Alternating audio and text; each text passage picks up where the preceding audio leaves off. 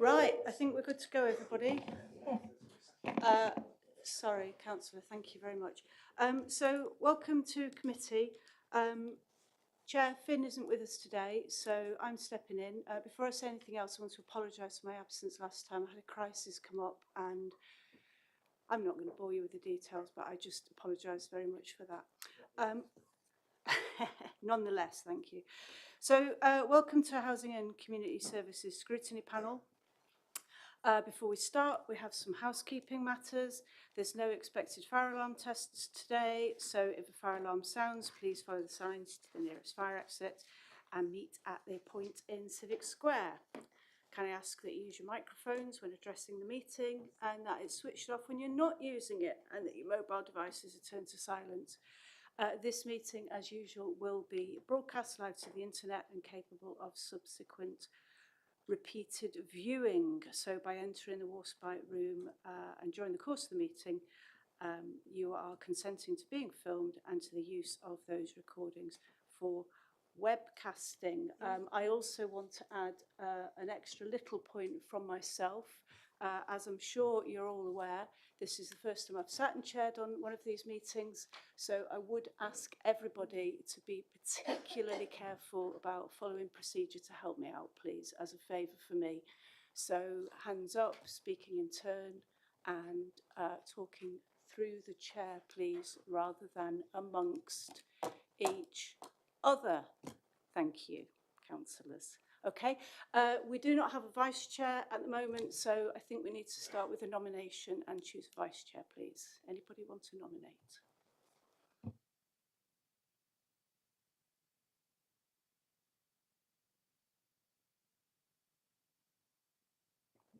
Thank you. Councillor Penrose has proposed Councillor Coker. Should we just take a vote on that? Show of hands quickly. Super. Thank you very much. Please step up, my beautiful assistant. Thank you very much, Councillor.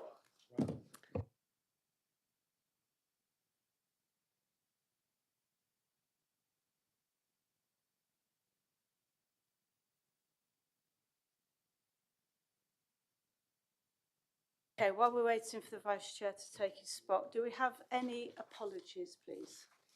Thank you, Chair. We've received apologies from Councillor Patrick Nicholson. Councillor Ricketts is substituting today.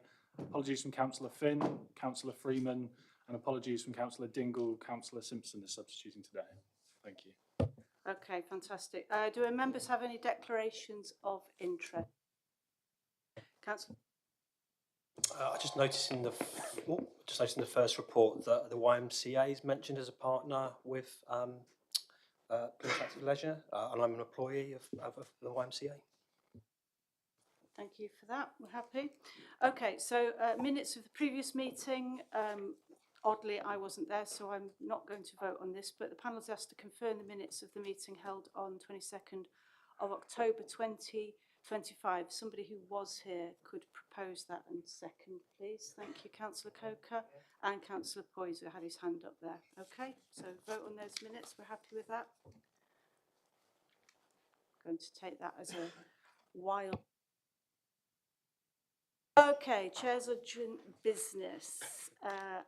I don't have any urgent business. No, we're going to move on.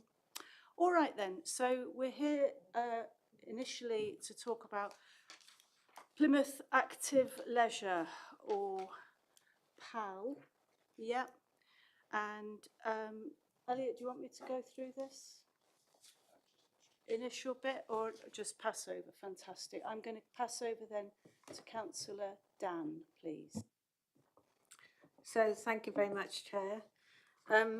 Before I start, I have to say this is a very big paper for me because this is going to be my last report that I take through scrutiny as a cabinet member. So it's taken a while to get the report here, but I'm really pleased to be sitting here presenting it to you today. PAL was set up originally back in 2022, and it was set up at a really, really difficult time because it was set up during COVID. So if you can imagine, it opened, we had reduced visitor numbers, utility costs were rising, inflation was rising, and it was a really, really difficult first year. So I came into the cabinet a couple of years ago in 23, just after Reese, who is sitting to my left, came in as the Chief Executive of Plymouth Active Leisure. Now, since that slow start, there has been a lot of work going on, and the way the current management is set up, it's had a major impact on what PAL has been able to deliver. So just to give you some of the highlights of what's happened over the last couple of years, because I think it's important to set it in context. Memberships are up 48%. The growth in the swim school alone has gone up 31%. We've got 29% more income coming into Plymouth Active Leisure. The benefit of what having healthy, active communities is to the community, that is measured on by social impact, which is a generic tool that most people use, is £11.7 million worth of added social impact. We talk about visitors to the box, but Plymouth Active Leisure, so the Life Centre and all the Mountwise pools and all the other things, we have over 1 million visitors to the Life Centre alone. That's over 50,000 unique people. We don't just deliver sport and activity, we also deliver things that are important to the council in other ways. So we offer packages, for instance, to our children, looked after children and our care leavers. Just today, we're getting national recognition from Swim England, because as we leave here, we're going up to the Life Centre to sign off a memorandum of understanding.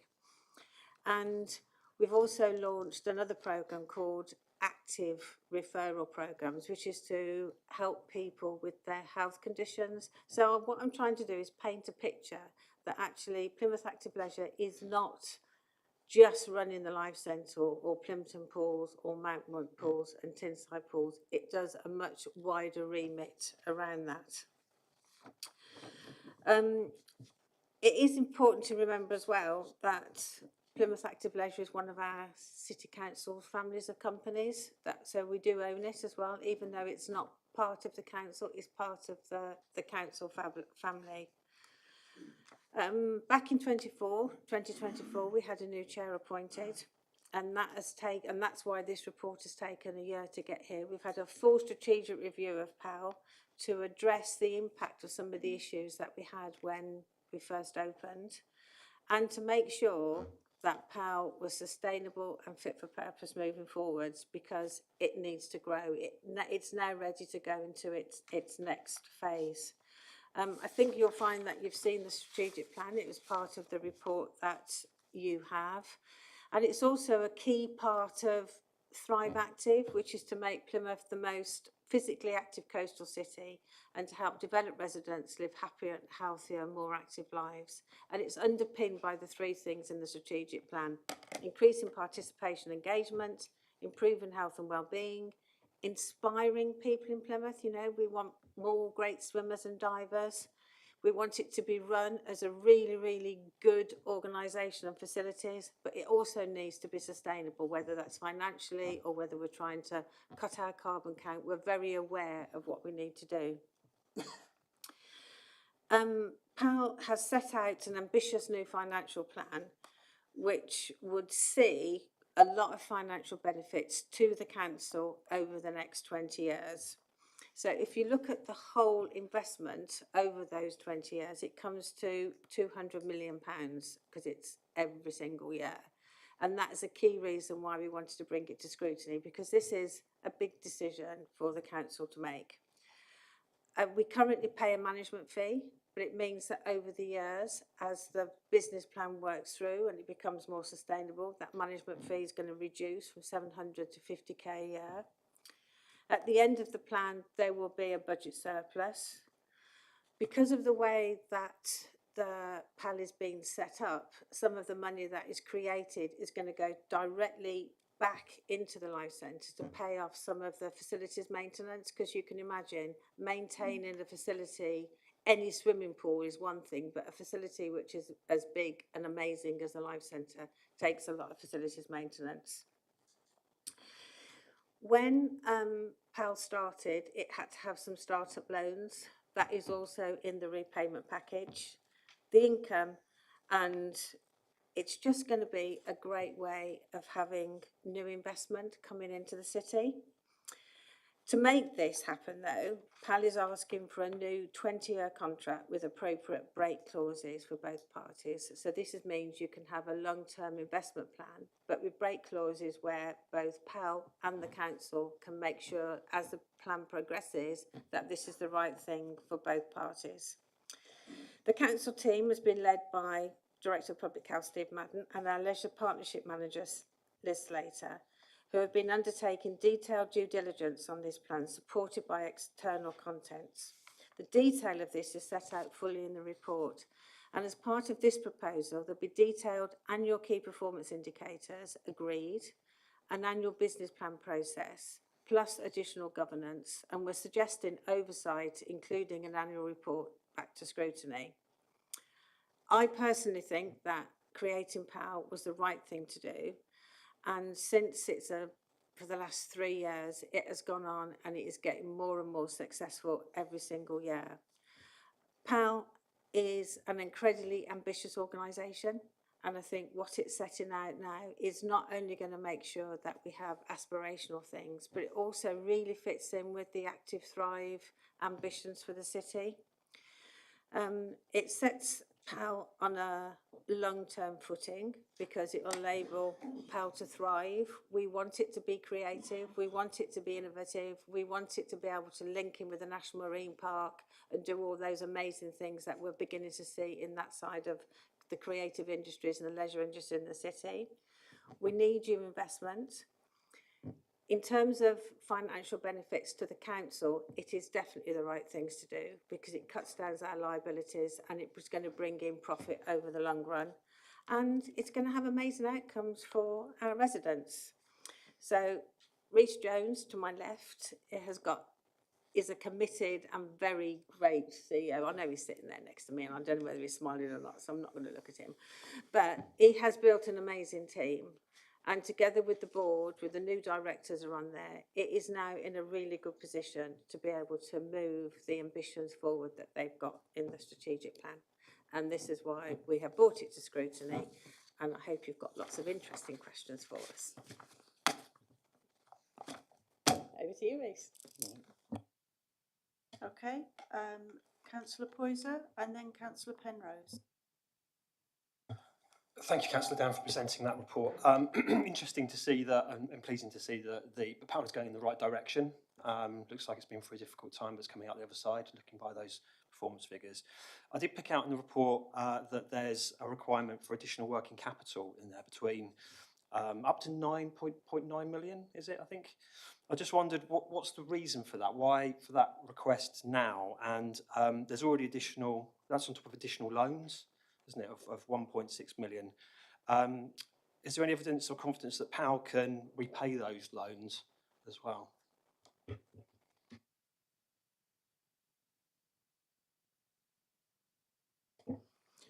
Thank you, Councillor Poyser. Yeah, so just breaking down your question to various parts, the 1.6 million is working capital support that the council has provided to PAL, which really dates back to that kind of post-COVID recovery difficult start for a new company, and that's money that's owed now. The reason PAL require further working capital support is because whilst PAL is on a trajectory of recovery, there is still some way to go, and the business plan and a detailed financial model that underpins all of these numbers is throwing up a figure of in the region of 0.7 to 0.9. We've still got some work to do to pin that down. Support that will be required to maintain adequate working capital. So that's not just about keeping PAL with a few pounds in the bank. It's about giving PAL a cushion of working capital that enables it to trade and operate efficiently and effectively. There is absolutely risk in this decision, and that's the financial risks are set out in the report. We are continuing to work on due diligence and modelling, and this session is part of that due diligence process. And in the run-up to a cabinet report in February, we will be doing more sensitivity analysis, looking at business cases more thoroughly. But to date, we I think can take assurance on your point about financial risk from the fact that the detailed modelling we've done to date, in our view, and I'm head of finance and deputy section 151 here at Plymouth City Council, we've been looking at this in the corporate finance team. You know, it's a prudent model. There's a strong track record of improvement there. There are lots of good opportunities and ideas that are not included in the modelling. So there is upside risk as well as downside risk here as well. And also when we've gone out to external consultants, they've looked at our assumptions and they've said this is this is reasonable. But work will continue, and it would be entirely wrong for me to sit here and say this decision doesn't carry financial risk, because it absolutely does.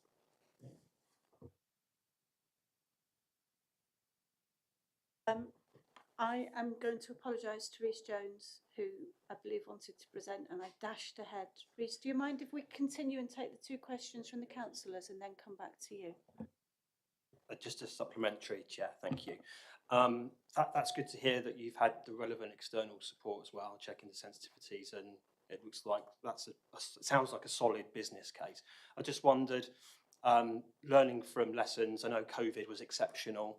And you talked about KPIs, Councillor Dan, what KPIs are we proposing to put into this contract? Have they been drafted already? Have they been agreed? Because there aren't any in the report at the moment I can see. I'll answer quickly, then I'll pass over to Rhys. So underpinning all of this, from the strategic away days and the new strategic business plan, there's a whole set of KPIs that have been drawn up, so that they're being drawn up on measuring growth, finance and everything, so that we can make sure that we track it. Rhys, do you want to add a bit to that? Yeah, sure. So we've been working through the KPIs, and there is a draft now we've got, which we've been working with Steve on for that as well. And we've got to take it to our PAL board, but it's the things you'd expect to see, things around attendance, demographics, age profiles, finance, social outputs, that kind of stuff. It's all very output and outcome focused, which can be reported easily and are valuable to the council. Because I think with our new strategic plan, the exciting thing about it is that it's Plymouth focused. It's everything that's important to the city. So we've been trying to tie it to things like the Plymouth plan, and I think some of the things are evidenced in the papers. But not just that. There's other things as well around other portfolios. So they're very, very Plymouth focused, and that's what's really exciting about the new strategic plan. It's absolutely got the city at the heart of the plan.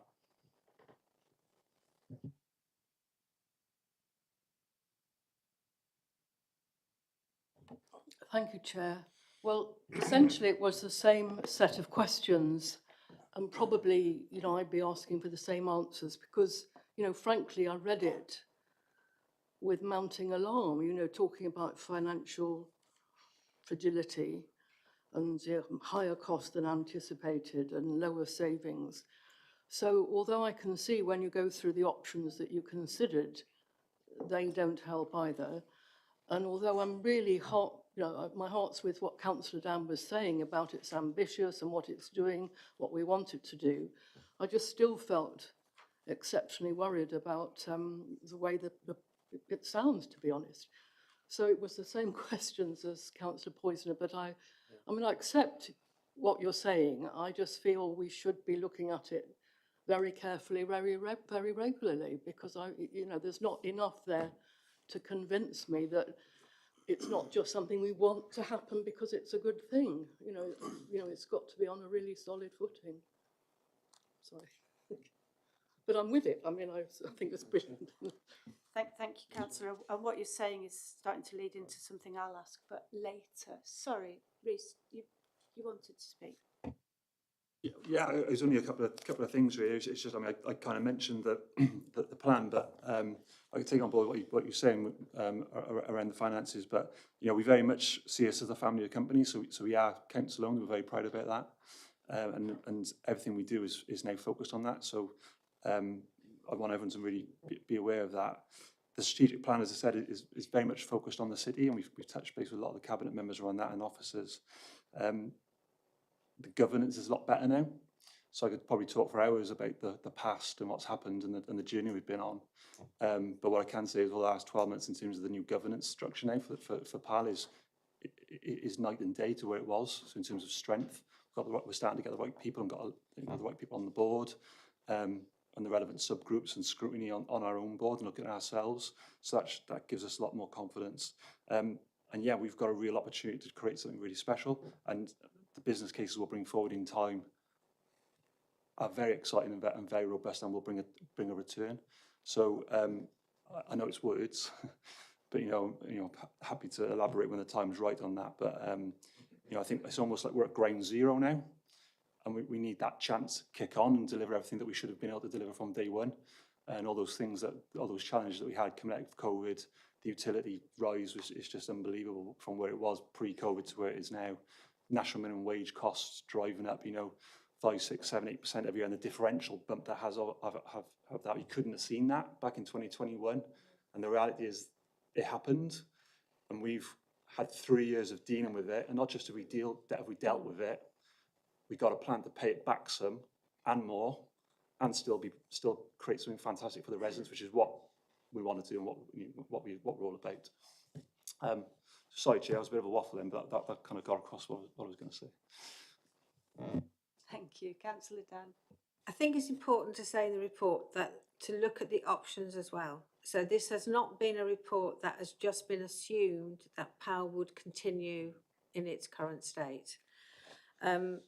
We could stop delivering at all, and that would be absolutely disastrous. It's just not an option to have a leisure service operation in the city that is going to cease to operate. When I say it has 1 million visitors a year, the impact on the social and physical activity in the city would be just horrendous. So we are going to continue to deliver a really good, active health and leisure service. We looked at bringing it in-house, but it would cost a lot, and actually we're not leisure service operators. We need the right people to deliver, because it is a very unique service. The reason we had an external report was to look at all these options, and we looked at outsourcing as well. We had an outsourced operator in the past. It didn't work for the city.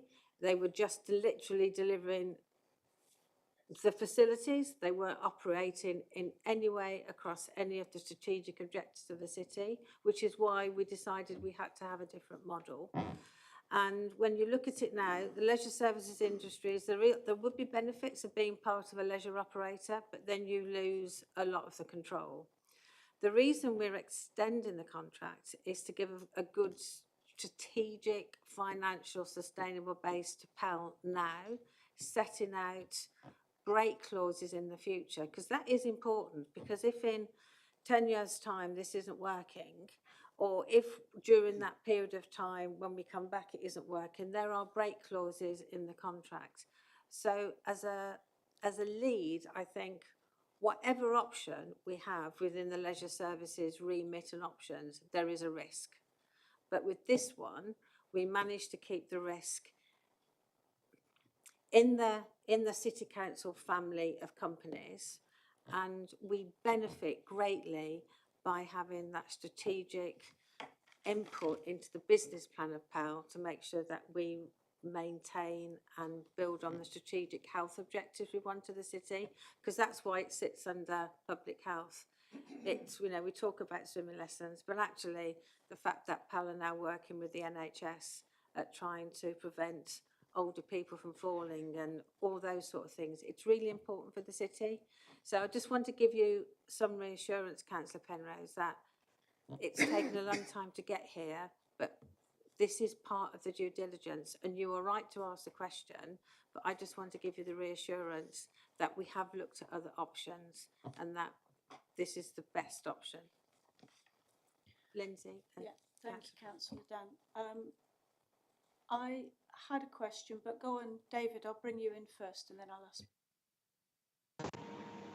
Thank you. First of all, apologies I can't be there in person. I'm unavoidably in Sheffield working away, so I can't be there. I just wanted to reassure the committee as to the financial resilience of the business. So as a chair, I have a legal obligation under Companies Act to chair the board whilst I'm a director of the council. In this space, my fiduciary duty is to PAL. It's not to the council, it's to the board.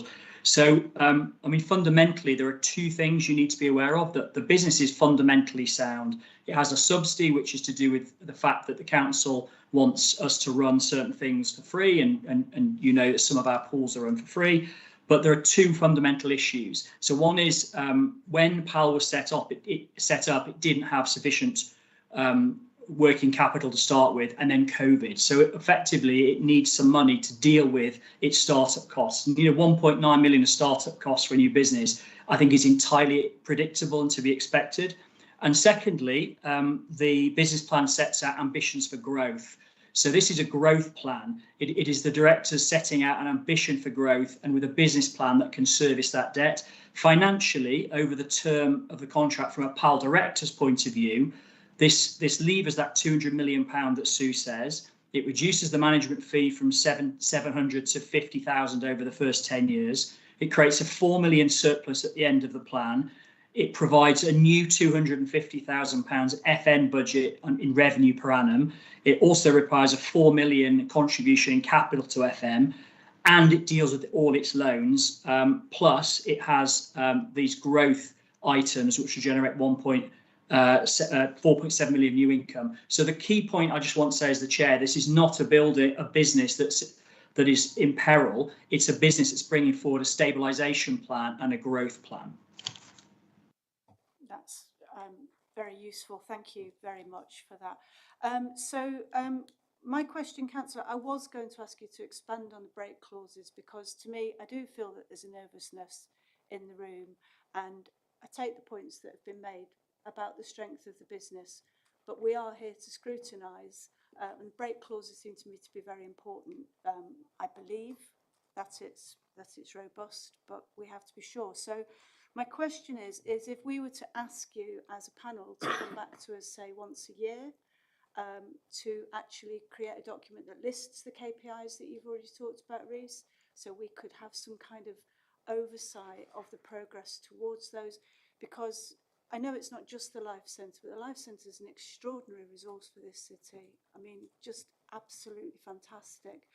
And we do have a preference for being able to provide some free services, and I can see how that makes it difficult for a business. So if we could have an annual oversight, I can see people nodding at me from the councillors' side of the room. Is that something you'd be able to do for us?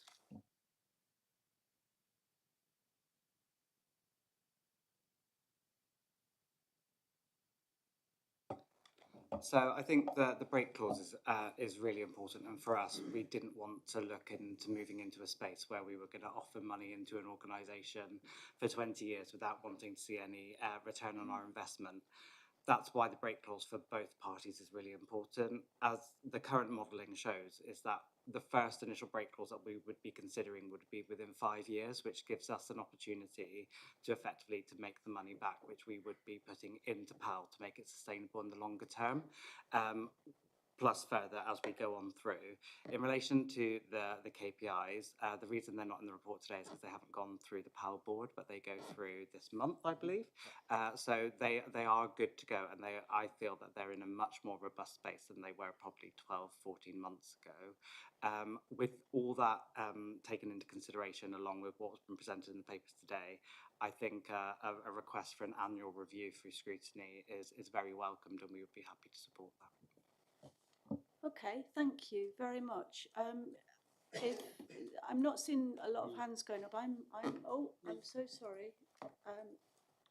Councillor Coker, and then Councillor Ricketts and Councillor Poyser, and then I think I will make a recommendation based on that little conversation, please. Good afternoon, everybody. You know I'm going to ask an awkward question. Mine's to Ollie, really. We're talking about capital investment, finding the money. Have you found the money? Where's it coming from? And I just worry that I'm not against this proposal, but I just worry that we'll put in council money. I presume it's coming from a loan, but the kind of safeguards around that it doesn't sit easy with me, Steve, because we're saying we'll review it in 5 years' time, or there's a break clause in 5 years' time. What happens if it's all gone pear-shaped by then? We've been there before, and that's where I'm struggling to get my head around it.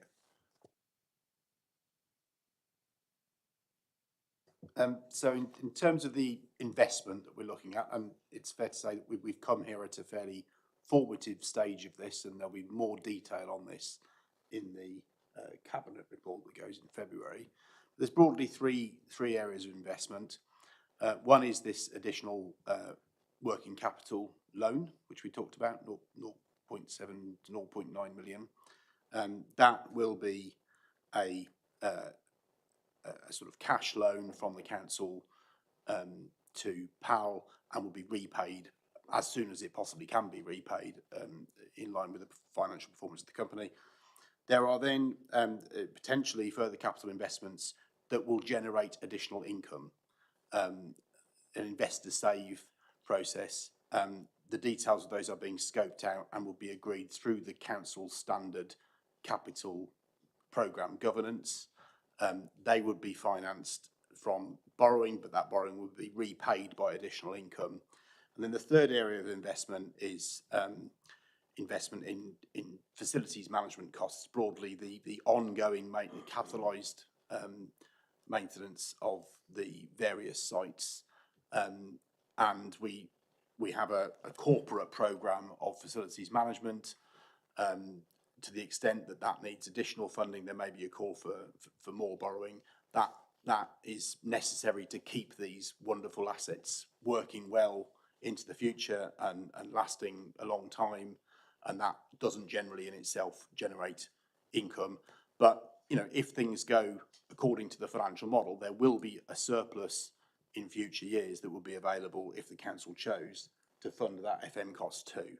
So the modelling that we've done, very, very detailed. It's been looked at. There are prudent assumptions in there. Broadly shows that all of those three types of investment can be repaid through the income that these assets generate over time. And on top of that, over time, there'll be a reduction in the management fee as well. So, you know, there is risk in this, as I've said before, and things can go wrong. And that's why the KPIs are really important. Break clauses, regular governance, including an opportunity for this committee to scrutinise financial results. But we're doing everything we can. And I would also say from a financial perspective, you have to look at the other options as well. And they're not financially, they all carry risks, and they're not as financially attractive as this option.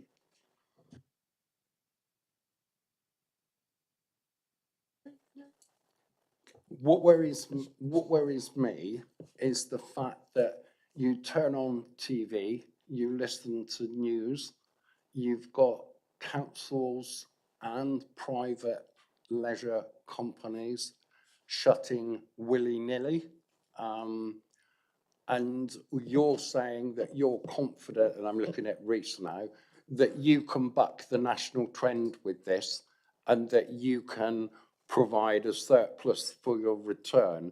It's just that I've got friends around the country that I talk to that they're saying that their leisure industry is on its knees, and we're sitting here with a capital investment, etc., extension of contracts, and we're talking about we're guaranteeing profit at the end of it. And I just, what I want to know then is just on a percentage, how confident are you that this will come to reality? Thank you. I'm coming here with a bag of things we can do. The bag's not empty. So when you go around the country, obviously every location's different. And I've worked around the country. I know a lot of leisure facilities. We've got over 1 million people going through that life centre. We've got an unbelievable opportunity we've already got the footfall, the infrastructure is really strong. That's that's a huge, there's a huge asset for us to have, you know, because we've got those people already coming to us. We've also got stuff, we've also got things in the business where it was. So things, for example, swim school isn't where it was pre-COVID, so we know we got legs to go into that, to get back to where it was. Diving has got some legs to get back to it. So we already know it's been in a certain place, and that's got a number on it. So we know we can get back to that, and we're working towards it. We've also delivered Ansem on the gym project at the Life Centre. So 12 months ago, we did a project where we borrowed money from the council to invest in the Life Centre because it was very old and tired. Our business plan we did in 3 months, we still got it there. It's 15% up year on year. So we know we've delivered a solid business case for what it was 12 months ago. So in summary, Councillor Cogar, the list of things we've got is pretty good, pretty solid. So yes, I am confident we can deliver on it. If I was coming here with a smaller list, I'd be a heck of a lot more nervous about it. But there's still, you know, there's business as usual to grow, and there's opportunities to really take advantage of that footfall we got at the Life Centre already. Thank you, Rhys. Thank you very much. Councillor Ricketts. Thank you, Chair. Good afternoon. On the governance element to this, you've listed the panel on the board. Who is the public health consultant? And who are the 2 non-executive directors? So the public health consultant is Dr. Teresa Kulip, who's in my team. And the 2 non-executive directors? Yeah, so they're all voluntary roles, I'll just say. So one of them is Mark Tweedy. So Mark used to be MD of a local authority trade company in North Yorkshire. Brugham's active and leisure management experience across Manchester and North of England. It was also used to be the Chief Executive of Community Leisure UK, which is the organisation that looks after the trust model for leisure. And the other one is a guy called Justin Musgrove. He is the ex-Fitness First Chief Exec, Bannatyne's Fitness Chief Exec, and 20 years in Centre Parks, and also worked in cross fitness in the Middle East. So very much a commercial spa fitness experience for a long time, worldwide kind of status. And Mark has got a lot of local authority experience in leisure organisations. Thank you. And so for me, I mean, having a strong board's vital, and it seems that we've got some very good personnel on there.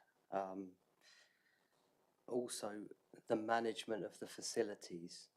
If we've got good managers, operationally and commercially, we'll be absolutely fine. These are incredible assets, incredible locations in Plymouth. So I am confident, and I do think this is the way forward, to have the control of these great assets. And when they're right next to Plymouth Argyle and On the Hoe and all the rest of it, we're in a unique position to succeed. So I am very, very happy about all that. So yeah, let's make Plymouth what it can be. Let's move it along. We've got those break clauses. What always confuses me a little bit is, though, we seem to make it very complicated. So I'm proud of Plymouth City Council. Why don't we just say this facility is run by Plymouth City Council? Because basically we're the sole client and shareholder. Why don't we embrace and put our fingerprints all over it, rather than trying to hide from what we're actually doing at the wheel? Thank you. We did look at taking it fully in-house, and financially it doesn't stack up. By being a tackle company, being outside of the council, it has financial regulations and things like, so it can work differently. And also they all the staff have different terms of conditions and all things. Ollie, you might want to just elaborate on that a little bit. David, I think David's got his hand up too. Yeah, I think there are certainly, and also this is a specialist commercial enterprise, and the Teckle company model allows Rhys as chief executive and the directors of the board to thrive in a specialist environment by bringing in additional skills, capabilities, and by having a bespoke set of governance, and we still have control over that as shareholder ultimately, but it just provides that commercial freedom, I think, that's really important in delivering and maximising the opportunity of the assets in this space. So I think there are both some sort of regulatory and tax reasons why it's a good idea to have a company model here and financially disadvantageous for bringing it in. But also that commercial freedom, I think, is important in a leisure service with the assets we've got. Thank you. David, you had a point. Just, yeah, I think Councillor Ricketts was absolutely spot on. You've got an incredible asset here, and I'm talking from the board's perspective, and an amazing asset. I think Reece is spot on. This is not a business in crisis. This is the business wanting to grow. So I think recognising that you've got it in terms of in and out, I think you get the best of both worlds. So you get effectively it's owned by the council. You can commission, instruct it, but you get significant financial advantages, but also you get the innovation that you can see coming through. I did just want to talk about the governance and the staff. So I've been the chair for 12 months. We've undertaken a really detailed governance review. I think we've had 3 away days during that process. We own every pound of that plan, so you're absolutely clear. We own the vision. I think the vision is fantastic. I think the plan is mature. I think it's conservative. So just to give you some reassurance, the way we deal with management accounts, the way we do with health and safety, the way we deal with detailed oversight of the cash flow, and I think an annual scrutiny is an absolute correct thing, should be built into the contract. I also just want to talk about the quality of the staff. So I've been there as chair 12 months.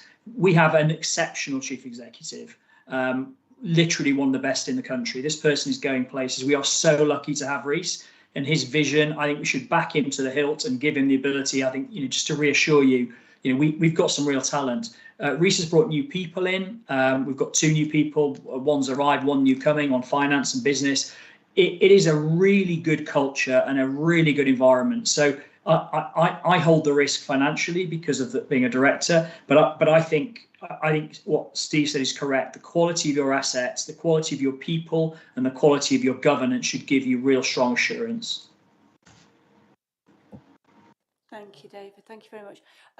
Councillors, I'm aware of the time, so I have Councillor Poyser and Councillor Allison wanting to speak. If we could keep an eye on the clock, please, because then I'm going to make my recommendation about the annual scrutiny. Thank you. Thank you, Chair.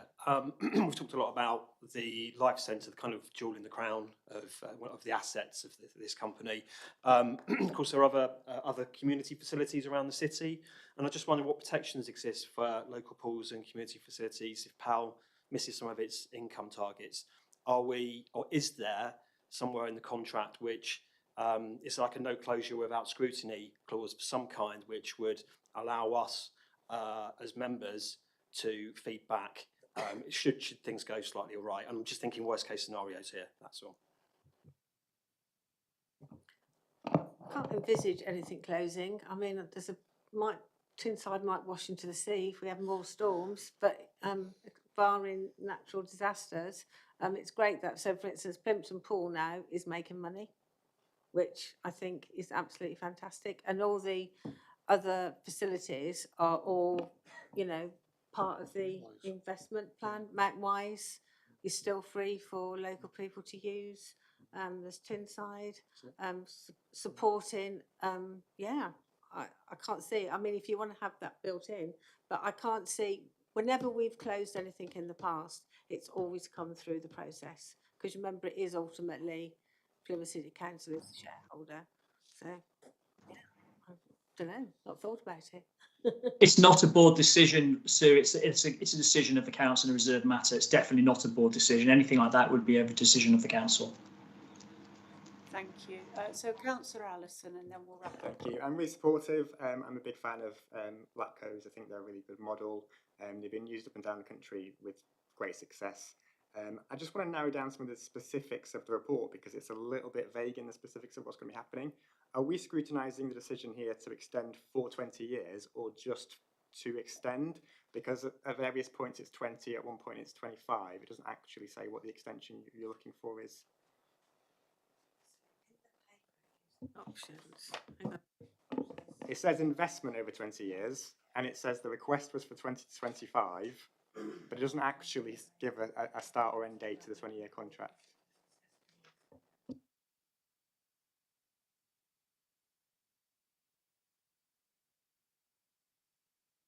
So so this is about the contract extension, and there are two options, and they're both listed in here. And the option that will go forward will go into the cabinet report. Is that right, Ollie?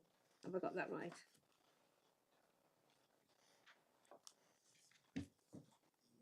Yes, I think so. I mean, I think the difference between the 20 and 25 years with that is there is still some of the current contract to run. Yeah.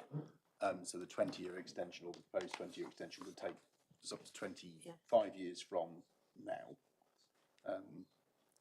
Or Yeah, at least those from are the time options decision given is by taken. Strategic Leisure, not what we've put forward.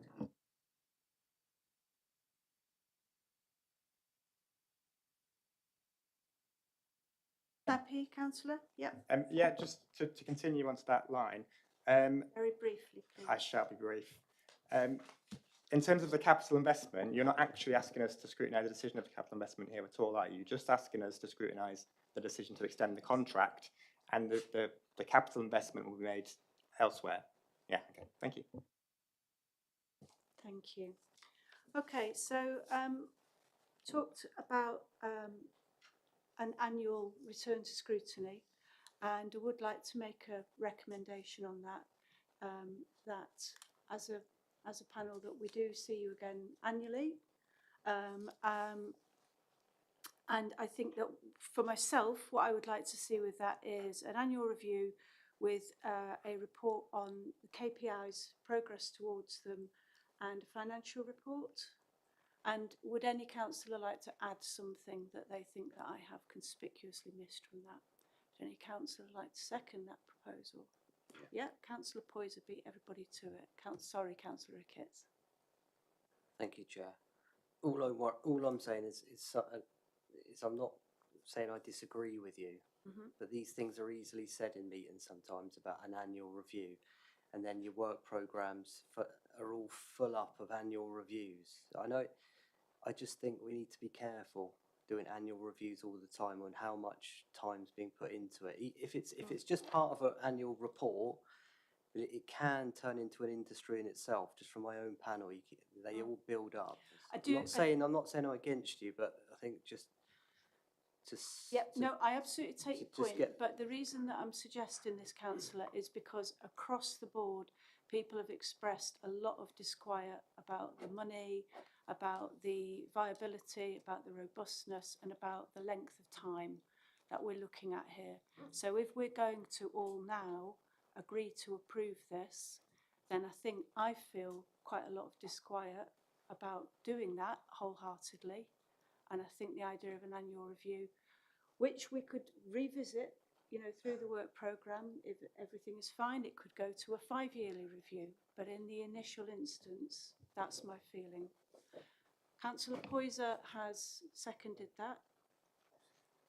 Unless anybody stops me and says that we need to do anything else, should we take a vote on that then? In favour? Yeah, thank you very much. Okay.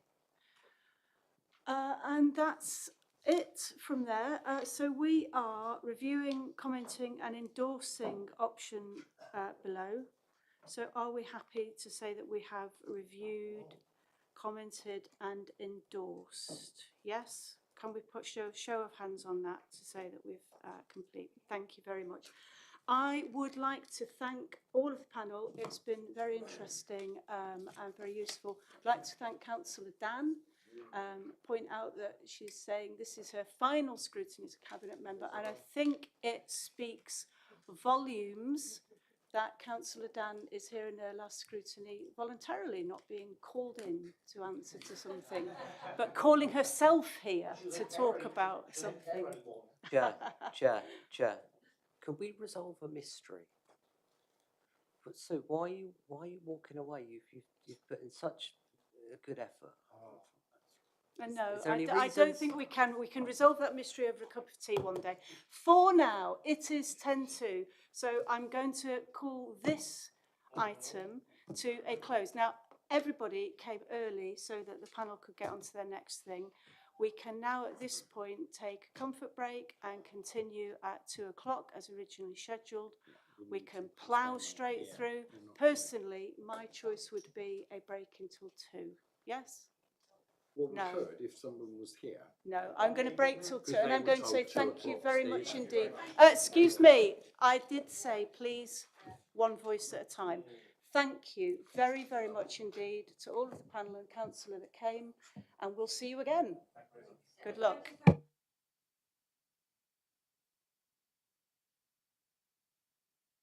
We will resume at 2 o'clock.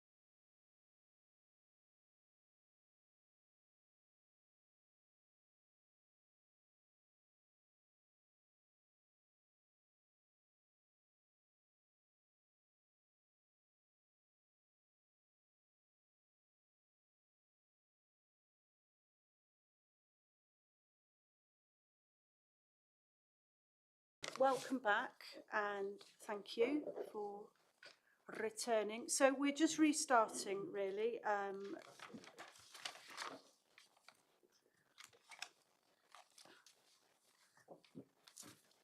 That's I see you eyes, Councillor. With item 6, the Commonwealth and Celebrations PCC policy. So this is a review and provide feedback on a draft policy which is going to be presented to us now by Councillor Pamberthy, Caroline Marr and Glenda Faber-Ankerson. So I will hand over to the panel. Thank you. Thank you, Chair. And if we come into any technicalities about the corporate estate, we've also got Anne Thorpe in attendance, should it be necessary. The Council has a very long tradition of marking special and significant days by holding events, lighting buildings and flying flags. We also have a civic role around opening books of condolence and organising moments of silence. The Council does have a flags protocol dating back to 2016. It's never been a published document and only summarises the government guidance. It sets out no clear process for officers to follow when requests are made to the Council for flying a flag or lighting a building. It also doesn't give any indication at all how the public should do this, where the requests should be made, or when they should be made. So at the beginning of this year, looking at all of that, we began to think about how we needed to update that, make it much more public, because we are getting increasing requests about lighting buildings and flying flags. And we thought it was important that this was something that was available to everyone on the basis it was a publicly available thing, rather than I know the cabinet member, so I'll make a request. Because personally, as a cabinet member, I find that really very uncomfortable, that I'm just responding to things. It also gives us time to plan, because quite often those requests are, it's this day in a couple of days' time, and I've got a friend who's got this illness or this condition, or who's been subject to this sort of experience. Please, can we light Smeaton's Tower? Please, can we fly a flag? And trying to turn things around really quickly is disruptive to working patterns and is dependent on the right people being around, not being on leave or being sick or anything else. We're also conscious that we have a lot of flagpoles we own. They sit in different parts of the council. We're doing work on the asset management processes, as you all know, and part of that at the moment, this is the first of 2 papers which will inform that, because this will give consistency to how flagpoles are used, no matter which part of the council sits under their management and budget, because that sits under a number of different parts of the council. So we've set out 2 core principles. The first is political neutrality on the part of the council. So we won't do flags that are about support for a particular political cause, because the council, as a council, whilst being political, is not there to support one political party or cause or any other. The other is about ensuring inclusivity and fostering community cohesion. We did begin by summarising the key points of government guidance, that is government guidance we need to apply to the way we work, and it informs the protocols that we need to follow. We're very clear on what flags are included on the government's pre-approved lists, which is backed by planning legislation. It's the Town and Country Planning Control of Advertisements Regulations 2007, and we wanted to be clear what those were so that everyone really understood the planning constraints on everyone, including the council. It sets out our locally agreed criteria for when members of the public or communities ask us to fly a flag, light a building, have a moment of silence, or open a book of condolence. It accepts that residents and communities will make requests and that these need to be dealt with fairly and with due consideration. And this is the purpose of the criteria we're setting out. It's also making it clear that exceptional circumstances can come into play, and we have discretion for flag flying to allow us to do that, rather than us trying to predict 2 months in advance when Argyle will next win a game. But we have lit things before for Argyle getting through certain stages of cup and so on, and that's been appropriate. We've done it for Olympians, but we don't necessarily know 2 months in advance that that's necessary. So we are giving ourselves the ability to do the specials because those specials really matter to the city. And we are proposing that a clear and transparent process is in place for the public to submit requests, for those to be reviewed, and that is the core driver of this, is actually about democratising the ability for people to request flags to be flown, especially outside the Guildhall, and for lighting of buildings. At this stage, that's predominantly Smeaton's Tower, because at the moment that isn't an open process, and I don't think that's right. And that's why we are doing this, why we began to do this. And before we take that to Cabinet, we did want to go public on it, and listen to what people are saying. And that's why I asked for pre-decision scrutiny on this item. Thank you, Chair. Thank you, Councillor. Shall we go to councillor questions? Councillor Penrose, Ricketts, Poyser and Stevens. Thank you. Thank you, Chair. Thank you very much. And I think it's tremendous the way it's come together. I've just got two tiny questions. Number one, in the list one, I just wondered why we don't have the flag of St Andrew.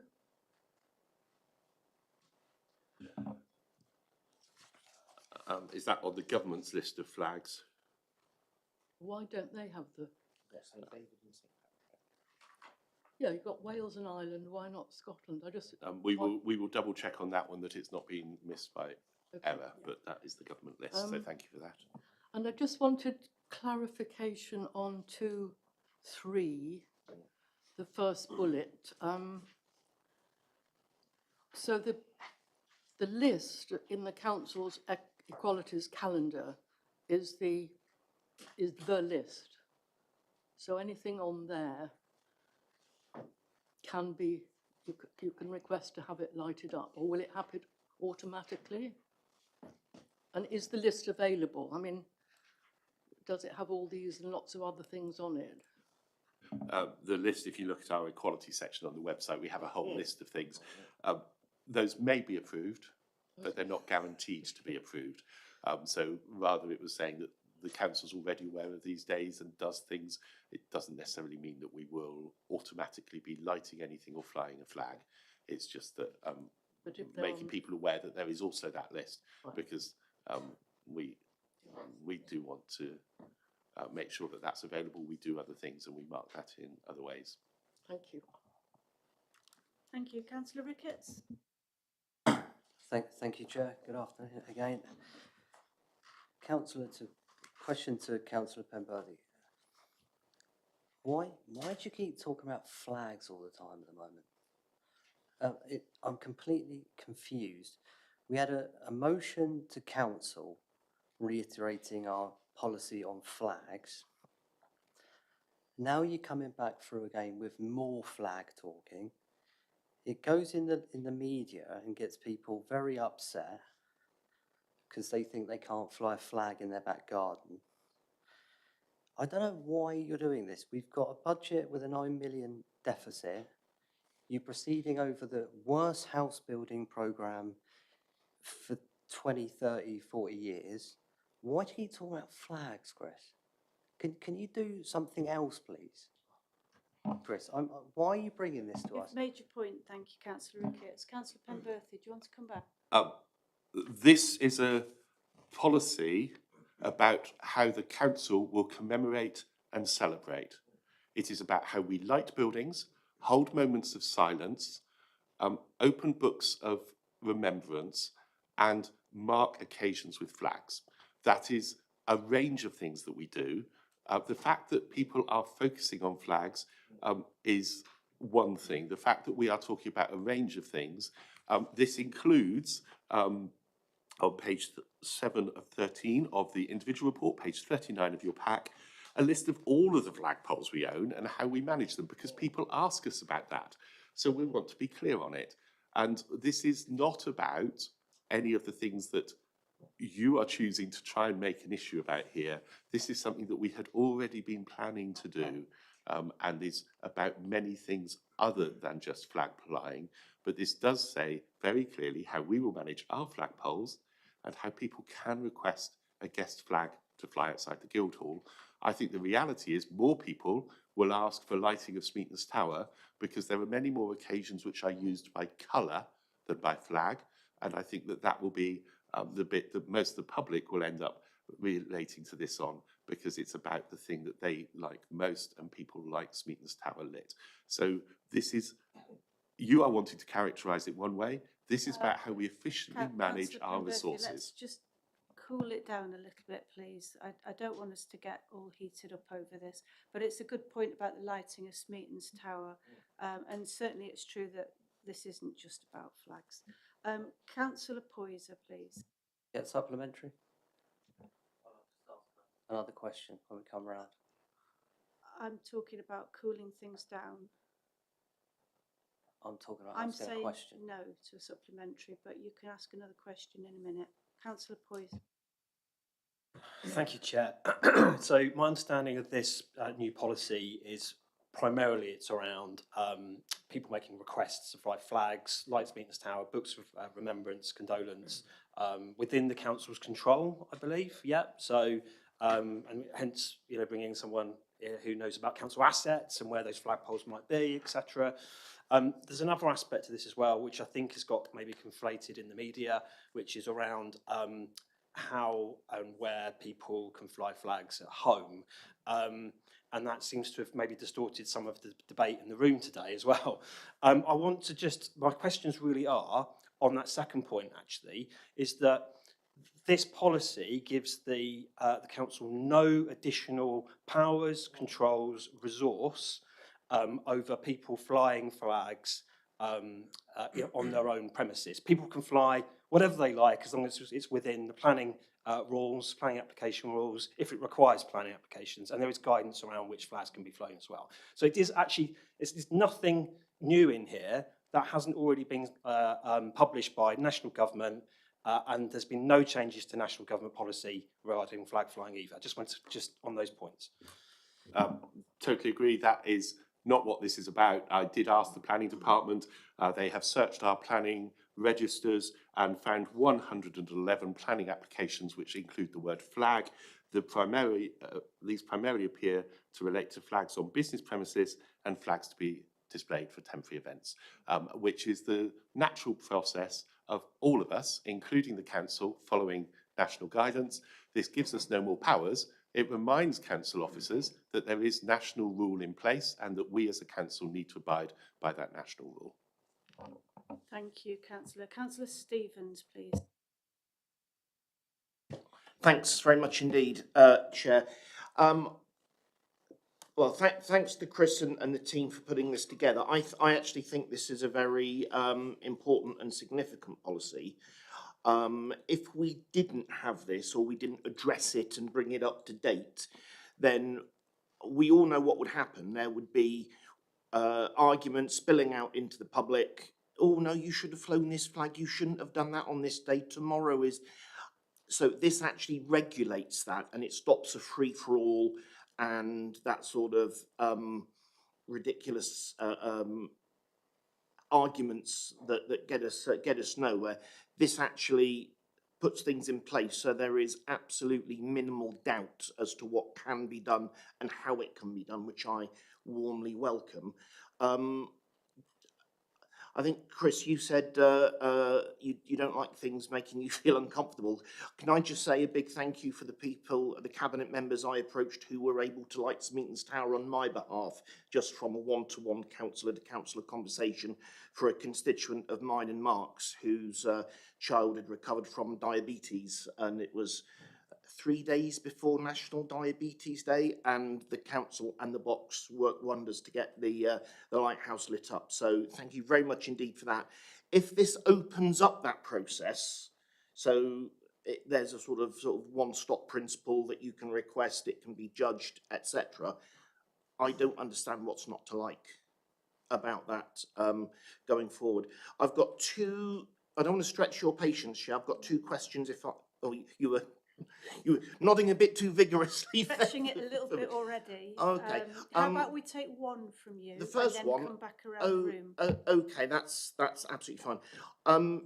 Under the principles heading on the front first page, I totally, under the second bullet point, inclusivity and community cohesion, I totally get our public sector equality duty that we have to follow. I just want to make sure that we're aware and ready for the potential conflicts that the first and fourth arrow points, if I can call them that, might present from time to time. Ensuring all communities feel represented and respected regardless of background or belief, fine, who's going to argue against that? But then carefully consider the impact of commemorations on all communities, avoiding symbolic gestures that could be seen as exclusive or inflammatory. Again, a really important point, but what happens when ensuring all communities is seen as a symbolic gesture that could be inflammatory, etc. So I totally get what you're trying to do here. It's just, can we be assured that the wording won't allow, yeah, my flag's more important than yours, and you can't, you get where I'm coming from. Yeah, Councillor Stevens, I've got it. I think Councillor. And I totally agree. It's one of the reasons we've asked for a longer lead-in time, because whether it's a request on lighting Smeaton's Tower because someone's child has recovered from diabetes, where we haven't necessarily talked to the local diabetes groups about how they might want to capitalise on doing that, and I think that's an important part of the process. Or where it comes to flag flying or lighting, we have time to talk to a range of community groups, to work with the diverse communities team in the police, with our own teams in safer communities, to actually talk about how are the implications of this, to talk to different people, and actually have those conversations, so we're not, oh, can we do this tomorrow?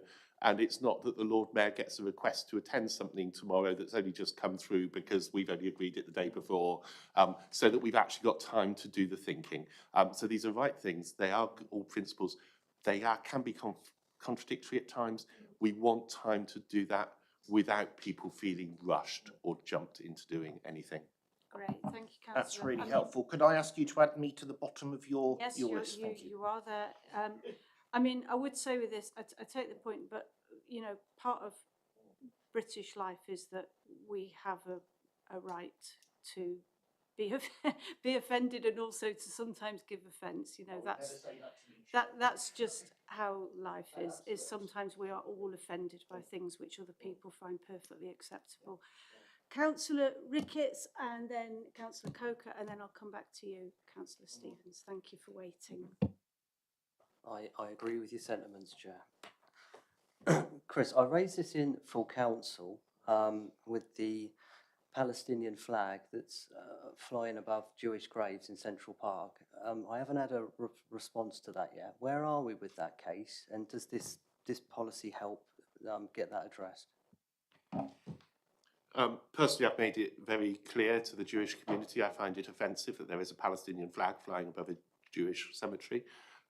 Actually, of the requests we have had for enforcement on flags, we've had 8 that planning have been able to identify, 5 related to residential premises, and of those 5 complaints, 2 were about that one flag.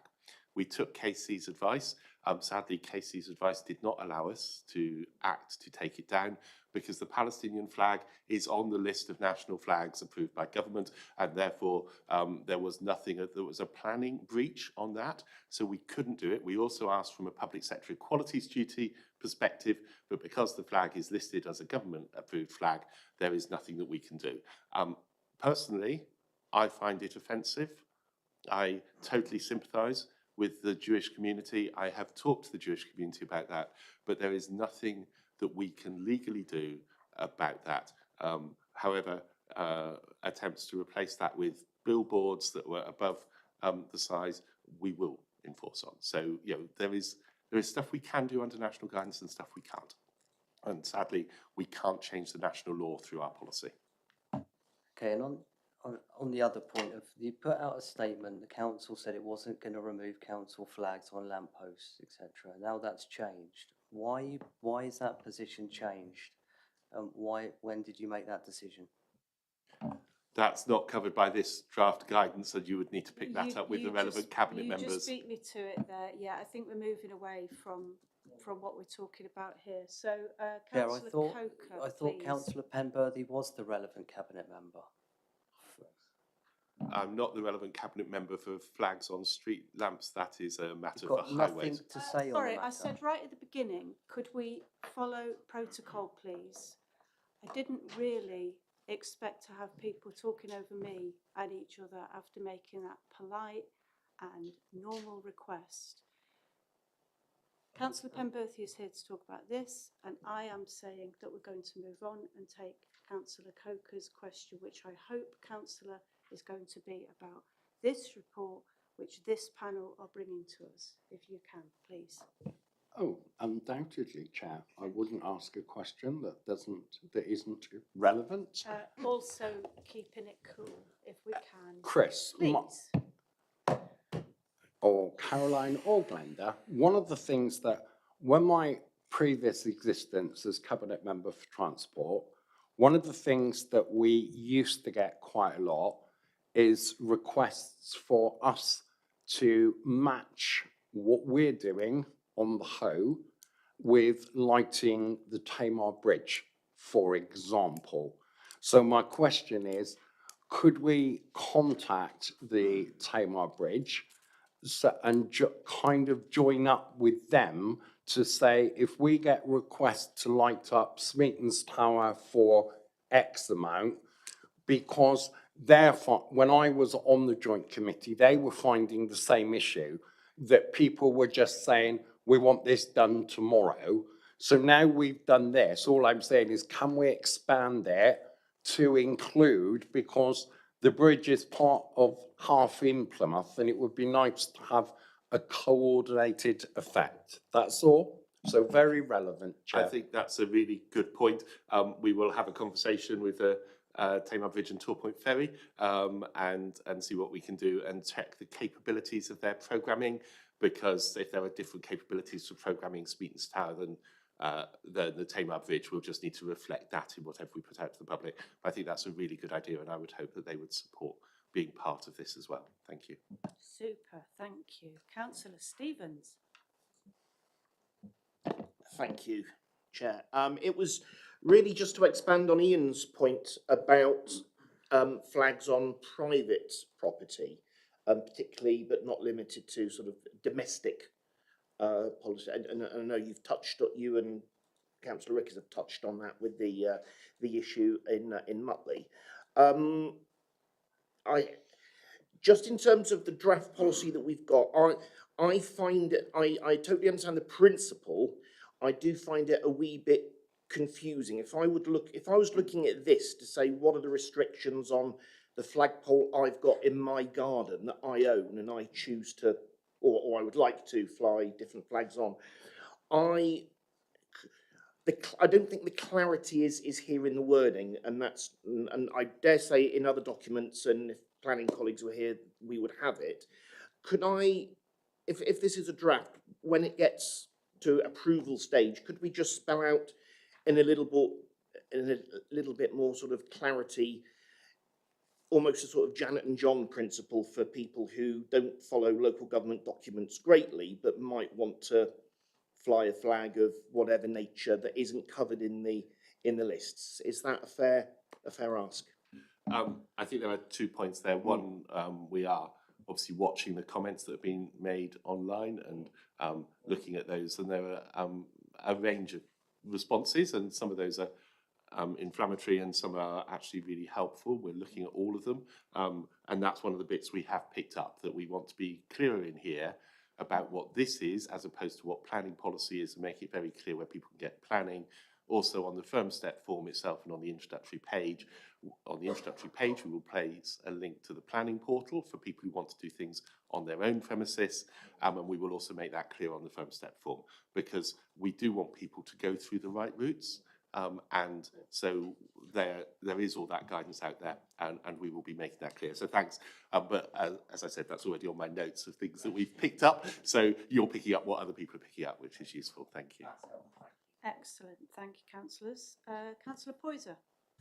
Thanks, Jed. Thank you, Jed. Actually, following on from Councillor Stevens' piece there around point 1.4 on here around liberty to fly flags.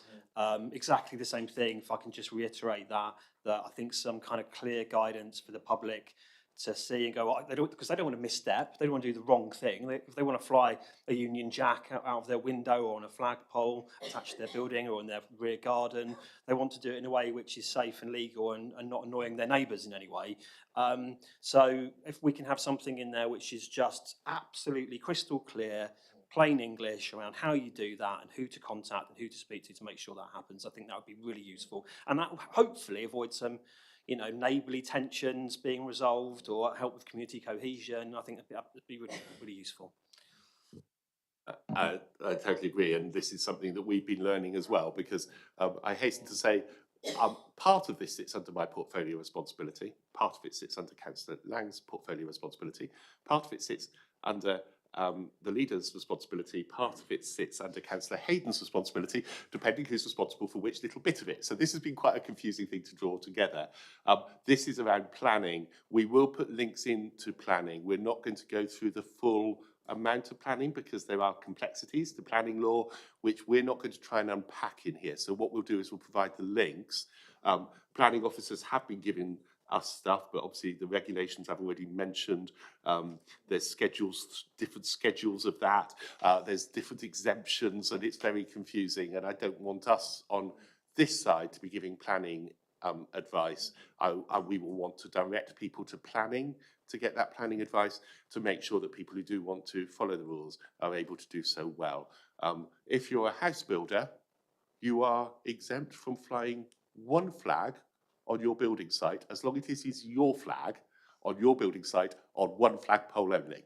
If you want two, you're going to have to apply for planning permission. That is how technical this gets. And that's only if you're a developer building a new build, not if you're a developer doing an extension or conversion, because those aren't covered.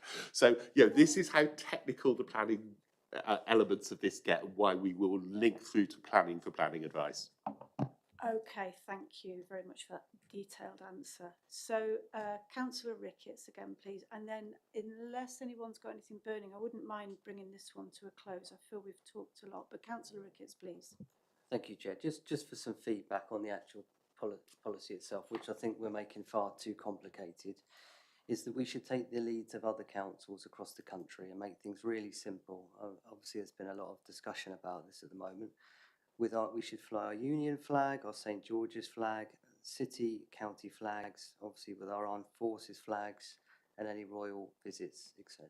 It keeps it really simple for the general public, and I think that we should follow that lead. That's my feedback for this particular paper you presented. Thank you, Chair. Thank you, Chair. I would hasten to direct people to page 39, page 7 and 13, which lists all of the flagpoles we own and exactly what flags we are going to fly on them and when. So we have made that as simple as possible because it isn't just one flagpole, it's multitudes of flagpoles with multitudes of purposes, and we are making it very explicit what we fly, where and when. Okay, thank you, Councillor Pemberthy, very much. I think one thing that we've learned today is that some people have got much more appetite for detail about flagpoles than others. That's certainly something I've learned today. Thank you very much. Others prefer the standard approach. I'm going to wave at you strictly in a minute. Thank you very much to panel councillor for coming and speaking to us. Elliot will wink at me and scratch his nose if I'm supposed to say anything at this point. We are just looking here at reviewing and providing feedback, which I feel that we've done.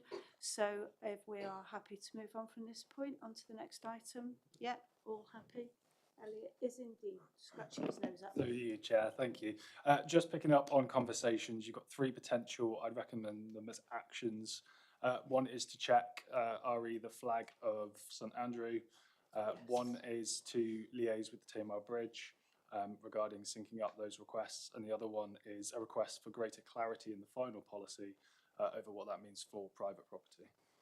Mm-hmm. Could I add one that we picked up on our notes to make it clear about the link between the equalities calendar and its relationship to this policy? Sensible. Because I think that was very useful as well. Thank you. Okay, I don't think that we do need to vote on it. I think that we've all said our piece and nodded sagely, and we're good to move on. Thank you very much. Councillor Penberthy is going to stay with us for the following item. I'll wait for your...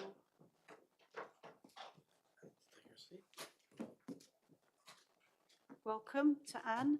So we've got the public toilet strategy review, long awaited.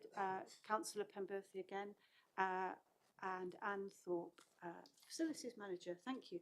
Back over to you. Thank you. Last year, we were asked, or I was asked to do two different things. One was to look at a public toilet strategy, and the other was to look at an asset management strategy. Public toilets are part of our assets. And as we've been looking at both of those and accepting the fact that we all know that the corporate team and facilities management team have been under a lot of pressure, and we've been working with it. Thank you for your tolerance on that. We realised that what we needed to do was something that actually took a step back from a public toilet strategy and gave us some principles that we could use in our asset management strategy about all of the toilets that we own that are open to the public, not all of which are public toilets, but also as we come to look at the joint local plan and future development opportunities, the new town in the city centre and all the rest of it, about actually what does that mean for principles about how new public toilets might be provided and where they are provided. And so, rather than producing a strategy, what we've done is thought about what are key principles.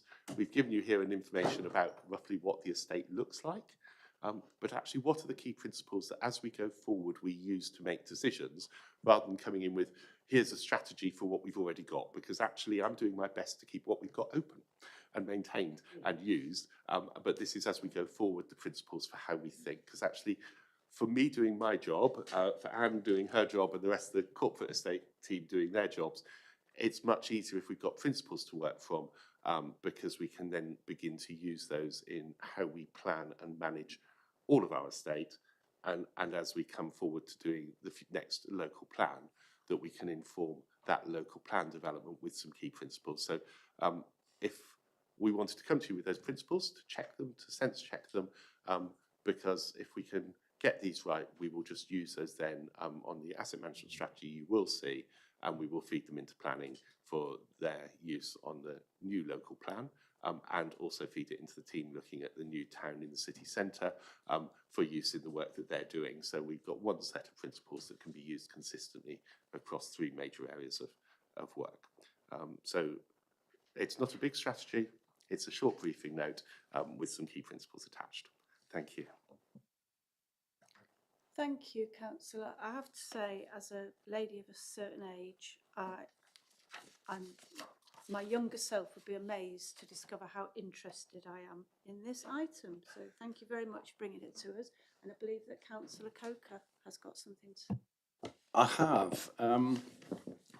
Anne, we have been round in circles on this over the years. I had conversations with you about the review that we did last time, and the proposals to possibly shut some, keep some open, etc. And that all fizzled out. I fully accept this briefing note as a way forward to set principles. But my question is, we've still got toilets that are disgustingly falling to pieces. I've got them in my ward, as you know. So what's the next step? We've now got a nice policy that tells us we're going to look at them in the JL when we do a new JLP. We'll look at them in footfall, but it's just telling us we'll look at them. It's not telling us anything else. So when I'm asked in Devonport, when are Mount Wise pools, Mount Wise toilets going to be improved upon, I just say when we're doing the next JLP. Is that fair or is that too sarcastic? I think that that was too sarcastic. I did say that this was going to be used to inform 3 pieces of work, the first of which was our asset management strategy, which is about all of the property we own, and the council have asked us to do that as well. So that looks at everything, and this will be part of that total look, because the budget to do the capital works to toilets is the same as the budget to do the capital works to our sea defences, to this building, to other office buildings, to Prince Rock Depot, to scheduled monuments, to memorials and everything else. So this, we need to look at it in the round, because that budget isn't separated out as a capital budget into all those different functions. It's looked at according to a set of principles. What we want to have as we develop the asset management strategy is key principles that actually get used to help define those budgets, rather than us saying, well, we'll say this is what we're doing, but we've got no budget to do it.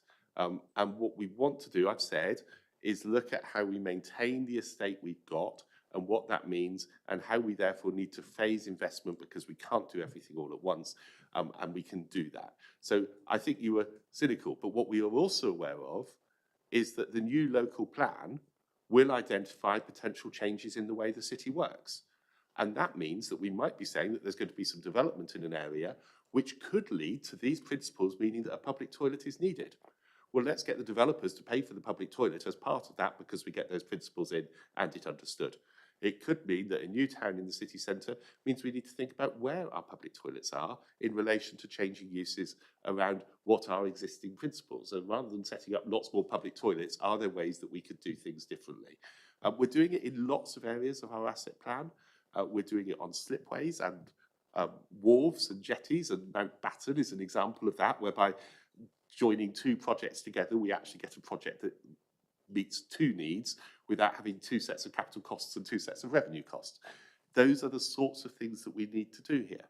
If we were to do work at Mount Wise, and I don't know whether we will, but if we were to do work on refurbishing pool facilities, would it be sensible at that point to integrate public toilets into it, so we have one combined building project rather than 2 or 3 different building projects all in the same place? I'm not prejudging what any of those will be. What I want are key principles about where we need public toilets, in order that we make sure our estate is fit for purpose. And I would say that at Mount Wise, we would need public toilets. I would quite like those public toilets to be replaced. I'd quite like them to be open 12 months a year. At the moment, I don't have the budget to do that, but if we were to look through these criteria and principles, that is the way in which Mount Wise would be progressing, and we would then look at how we create the business case for that. But at the moment, we don't have the principles. So try and come to solutions without key principles, I don't think it's very helpful. And I do want to see an improvement to our public toilet estate. But how we manage that within a limited budget is really tough. And I think principles will help us do it fairly. Thank you, Councillor. Supplementary? Yes, of course, go on. I agree. I think I said right at the beginning that I agree that having the principles is the right thing to do, and also bearing in mind footfall transport hubs. I think that's a really good idea. What I'm saying, Chris, is that some of us have been waiting a long time, and some of us get constantly bombarded, especially in the summer when visitors, and I'll use Mount Wise pools because Anne knows it's been something that I've been going on for years, that actually it does give Plymouth a bad name, and I welcome a set of principles. I suppose my plea is, can we join this up into a policy that we can see some improvement in a shorter period of time rather than the 10 years that I've been waiting? So fully support what you're doing, but it is frustrating to local residents. I agree. Councillor Hayden bends my ear almost every week about the St Budo toilets. Because of these principles, actually the St Budo toilets are no longer on the list for closure, because it's a key transport hub. Key transport hubs weren't in this list of principles before. So we have changed that previous, which was almost a what do we close and how list, to keeping everything open so far. And I've not closed any public toilets. I'm proud of that fact. So there is that principal bit. I think the really important bit on this is how we manage all of our corporate estate, including public toilets, because actually we need to have that asset management strategy for everything. And there are lots of requests for lots of parts of the corporate estate that we need to balance. And this is actually going to help inform that. So where you will see that coming forward is in the asset management strategy. Si is now in post. I hasten to say he's the 7th CMT lead I have had on corporate estate since this administration started 2.5 years ago. We've now got some movement on that, but we've now got someone leading a piece of work that we didn't have before. So we will move forward. Terrific, thank you. Councillor Poyser has waited very patiently. Thank you, Chair. Just perhaps following on a little bit from what Councillor Coker has been saying, I think people are very frustrated. I think they've seen a kind of stagnation with the development of a strategy, and it's a sense of frustration in many communities. I accept the set of principles that have come forward. I'd like to maybe look behind those a bit more and see and ask what work has been done to date in developing data sets, whether it's reviewing assets, whether it's looking at some of that footfall, patronage data that you've provided on the validity of that, I'm unsure of. It's how far have we progressed in putting this strategy together? Bearing in mind the 3 work streams that you've mentioned, Chris, as well. In terms of our asset management strategy, Si Bellamy coming in is the first chance we've had any solid CMT lead on corporate estate. So that asset management strategy is high priority. It's a high priority for the council because it takes up a lot of money. This is part of that work. We know all about footfall. I could look through footfall and say this toilet doesn't look like it meets a need, I will just cut it. We could look at, oh, this is a budget that's big for non-statutory service, let's just cut it. I've managed to preserve the budgets and I've managed to keep things open. What we don't have at the moment is budget for expansions, unless that gets paid for. But we also want to be really clear where we need public toilets. At some point, we will need to review all of our assets in areas. We'll need to say, actually, if we've got another building that's open nearby for substantial numbers of hours, do we need a public toilet very close to it? Or can we close that public toilet in order for the public toilets that are open to users of the building? So, there used to be public toilets right next door to the museum and library. Actually, now the box provides toilets for the public. It's open longer hours than that public toilet was open, and we don't need to have that public toilet open anymore. So that's when we come to the asset management strategy, and why here we've identified lots more toilets that are open, owned by the council, that are open to the public than our public toilets. And so there are nuances in this that we need the asset management strategy to do. That's a top priority. It's on Si's top priority list. But that's where you will come into the detail of this, not as a separate strategy, purely on public toilets, because to do that would mean it would have to wait till after the asset management strategy and wouldn't be included in it. And we need to include it when we think about all of the things we own. And that's really, really keen. And we are really keen as we do that on how we do more partnership work in all of that, but trying to persuade businesses to open their toilets to the public. Whereas we might be able to get a statutory partner to say, actually, we've got a publicly accessible building. We will add our toilets in, which is why on the heat map here, big heat around Derriford, but actually that's because of Derriford, and the toilets in the hospital are open to the public, so we don't need to put a public toilet unit just outside the entrance to the hospital to meet the footfall there. So that's already working in that patch. What else can we do like that? The Tor Point Bridge and Tamar, the Tamar Bridge and Tor Point Ferry toilets at the bridge are open to the public. We don't need to provide those; they're provided by a partner. So we're looking at all of that as we do this. It's not a simple tick box, and we're trying to stretch a non-statutory service to be available as widely as possible and as well publicised as possible by all of that process. I think we need the asset management strategy to make it work. Thank you very much. I'm going to make, sorry, okay. Can I just make a little point on what Councillor said and then have your subsidiary? Would that be okay? I was just going to make the obvious point that I'm confident that somebody has thought of already, that it's one thing to say you can just walk into the box and use the loos, and quite another thing to know that. And personally, so none of us are unique. I'm sure I speak for lots of people in saying that, you know, it can sometimes feel uncomfortable to just walk into a building and use the toilet, not buy anything and walk straight back out again. But I'm not going to ask you to come back to me. You can maybe wrap it up in a reply to what Councillor Poyser has to say. Thank you, Chair. Several months ago, we had the Highways team bring a grit bin review policy, very exciting, strategy, which had a whole set of criteria or guiding principles, a framework by which they've reviewed grit bins, which was actually really clear and transparent and easy to read. And we, as scrutiny panel members, we could understand it. I was just wondering whether that something similar to that could be presented to this panel, which is just a little bit more. We can see each individual toilet and how it's been assessed against the criteria, how it's been scored, and I think it would be really useful if the public can have some input into this as well, because even with grit bins, as councillors, we're allowed to go to our local neighbourhoods and say, you know, what do you think? You know, we had that opportunity, so it'd be great to have this opportunity with public toilets as well. We are doing a process of developing an asset management strategy as requested at budget scrutiny last year and at full council. We've employed someone to lead that work at a senior level. This forms part of that work. Public toilets are buildings that are part of our assets. They're not grit bins.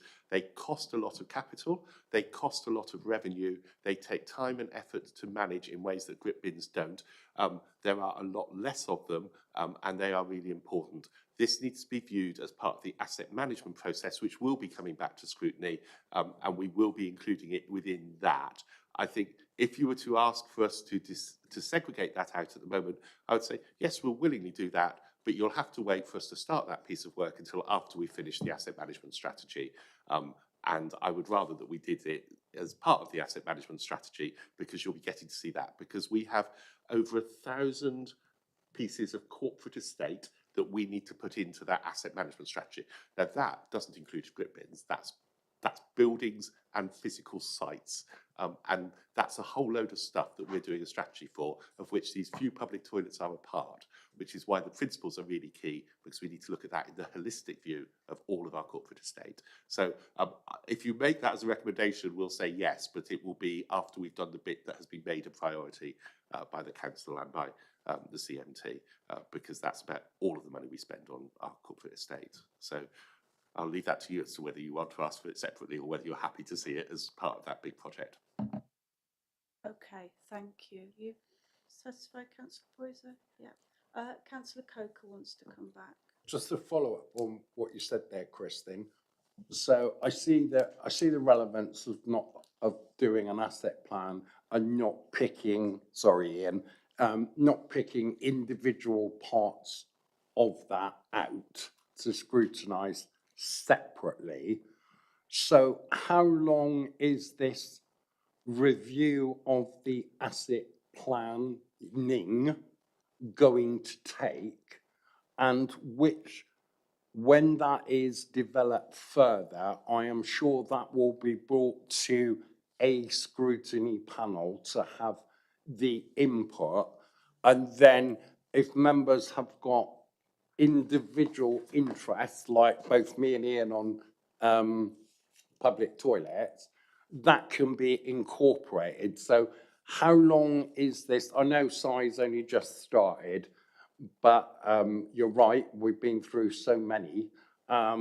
When do you envisage the latter stages of something for us to be able to look at? Size making it a priority, I hope we can come in before the latter stages. There are other areas that require principles. You know, the armed forces community is asking us about the 60 or so monuments that we own, and you know, how we prioritise maintenance of all of those. There are lots of different elements of the asset thing that we are trying to work through. Si is working through it quickly.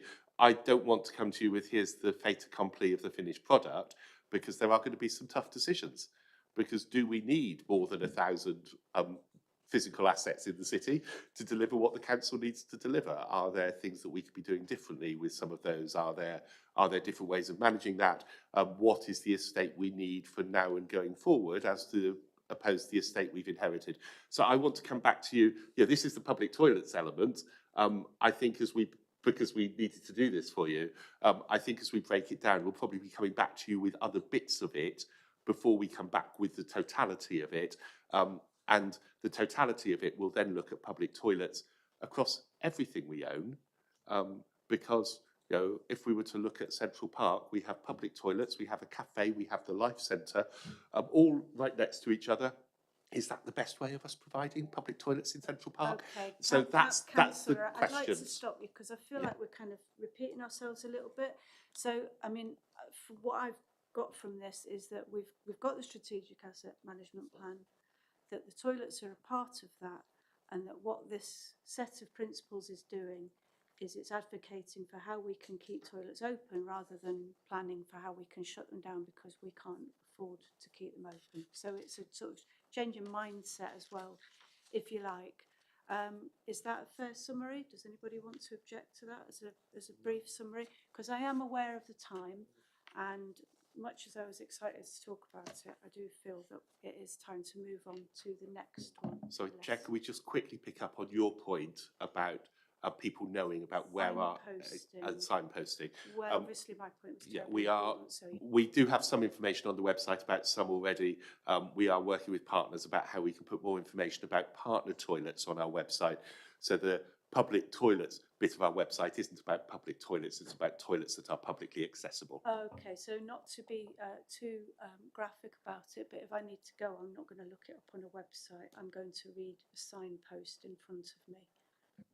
That's the next stage, but the first stage is getting everyone to agree that they are happy for them to be part of that mix, and then look at how we do the promotion around it. So we're working with partners at the moment, and then we will be working that forward. But this is all part of an ongoing piece of work, and give her due. Anne has been covering about 4 people's jobs for the last 18 months, so it's on her list, but she's been doing far more than in other areas to help us keep going. And we've been talking about this for a while, and she does want to move it forward. Well, I feel we will talk about it again at some point in the future. Oh, he's nodding. That's a yes for sure. Thank you very, very much. So with this one, all that we are doing is having a discussion and learning about where the policy's moving forwards. So I am happy, unless Elliot scratches his ear. No, that was a thumbs up to say that we finished. And thank you. I'll let you get back to your 4 jobs.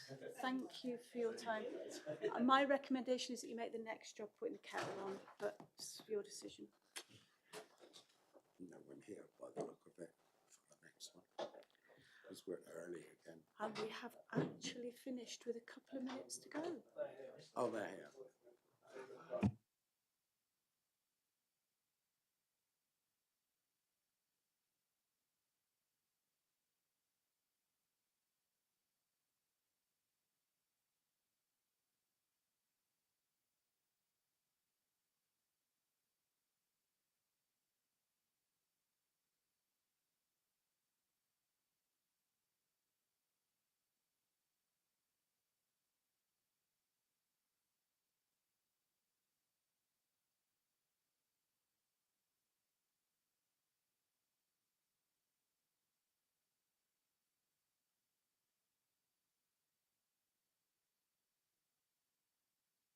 Sorry, you sneaked in while I was gossiping about important information with my colleague. We were having a very high-level discussion. Oh, right. Gosh, here we go. Tick, tick. Central Park Ponds. Thank you very much to Councillor Briers-Delve and Kat Deeney and Sorry, Andy Sharp. Hi. Andy Thanks Sharp. for having me. Sorry, Andy, you're not That's on my okay. list. For coming along, we're going to be taking some comments and hearing an update on the Central Park ponds project. Now, I think you all know me well enough by now to know that I would really rather we didn't spend 3 hours discussing this. We had a scrutiny update on the ponds and the suds back in July, so it's not that long ago. Quite a bit of work has happened since then, changes have happened since then, and things are underway.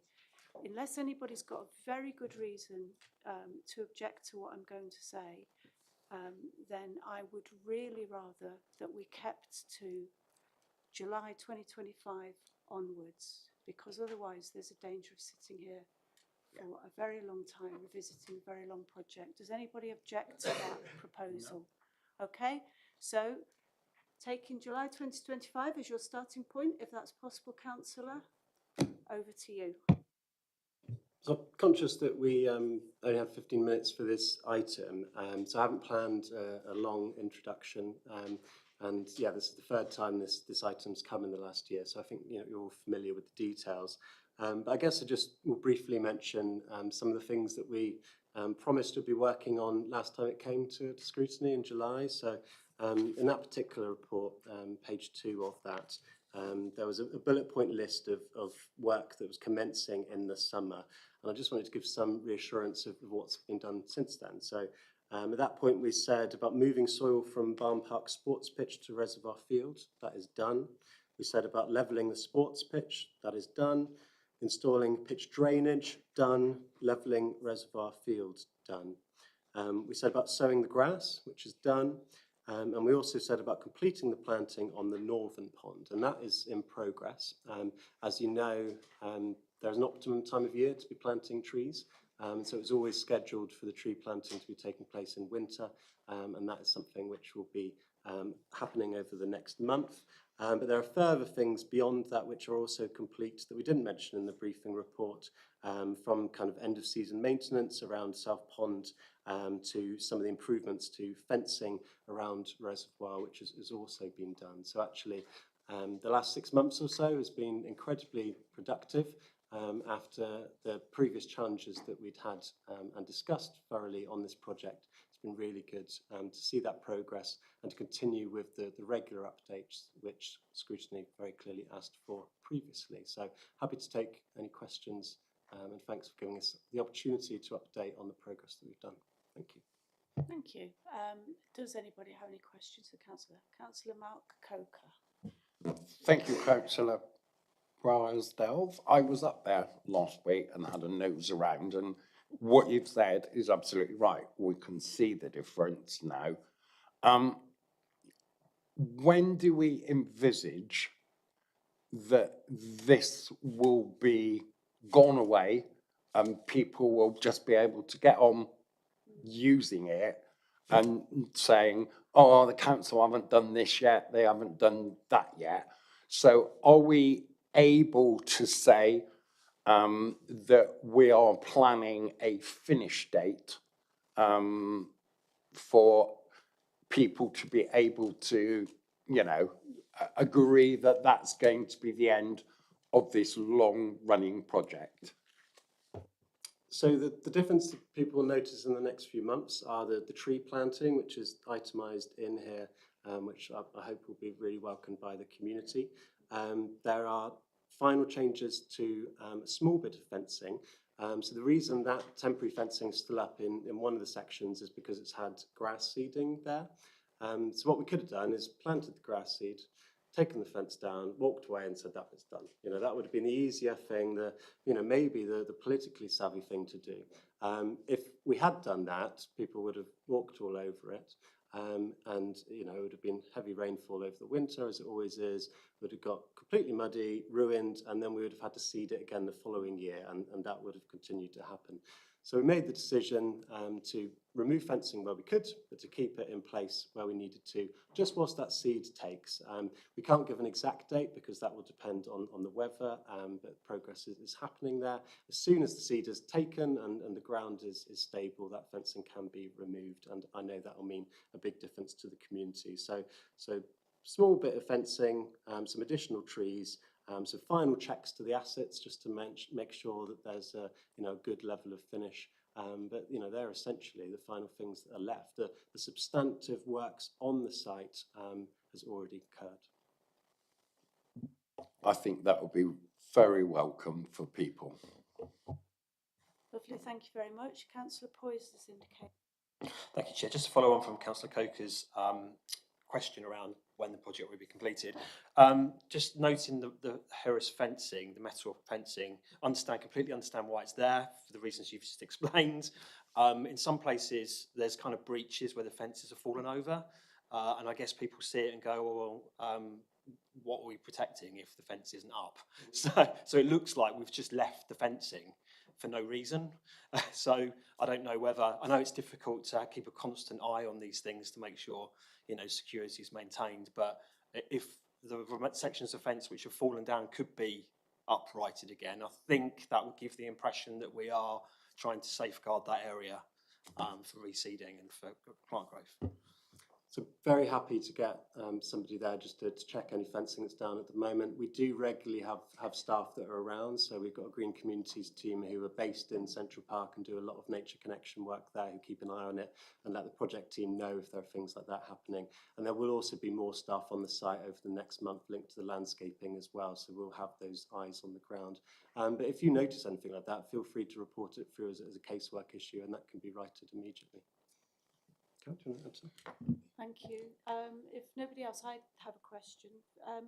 So, Councillor, I don't want to break my own rule about raking over the past, because that would be ironic.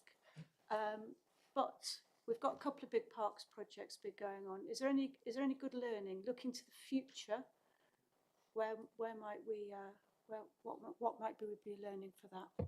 That's a really good question, and it's one that we've really grappled with.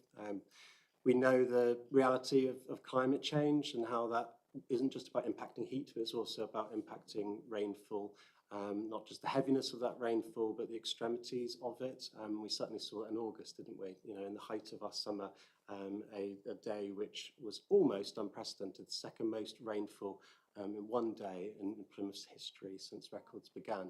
And that begs the question of what can we do as a council with the land that we have in order to reduce the impact of that kind of extreme rainfall on those flooding events. And so we need to be doing more sustainable urban drainage systems in more green spaces as a council. We'll be working with partners like PCH and other landowners to be doing that on their spaces too. And when house building happens in the city, that's incorporated in more schemes. But in terms of our own schemes that are similar, I guess the other one which is major and notable is Trefusis Park. So based in Lipson Vale, it was an area that had repeated flooding, which can impact up to around 150 properties, which is actually more properties directly impacted than Peveril in terms of this particular scheme that we're discussing here today. And so that is a scheme which started recently, which is on time and is on budget. And the way in which that scheme has been led has involved a huge amount of learning from Central Park. The way that we do communications, the way that we do engagement with communities, the monthly updates, getting public visits in local schools, the way in which we get the kind of added value out of the scheme, the way in which we manage contracts, all of that has been informed by Central Park. And actually I'm really pleased that Trefusis is going very smoothly. That's really positive, actually. And I have to say, I was looking at flood prediction maps for the UK. Obviously, I was looking at the Plymouth bit just a couple of weeks ago. And anything that we're doing that's thinking to the future and thinking about mitigating the water that is predicted to come in has got to be a good thing for everybody. I'm satisfied at the moment that we can move on. Does anybody want to take any more questions to the council? In that case, we're simply noting this update and thank you for coming back again and writing a report again. Appreciate your time and your effort. And that's us. Thank you very much.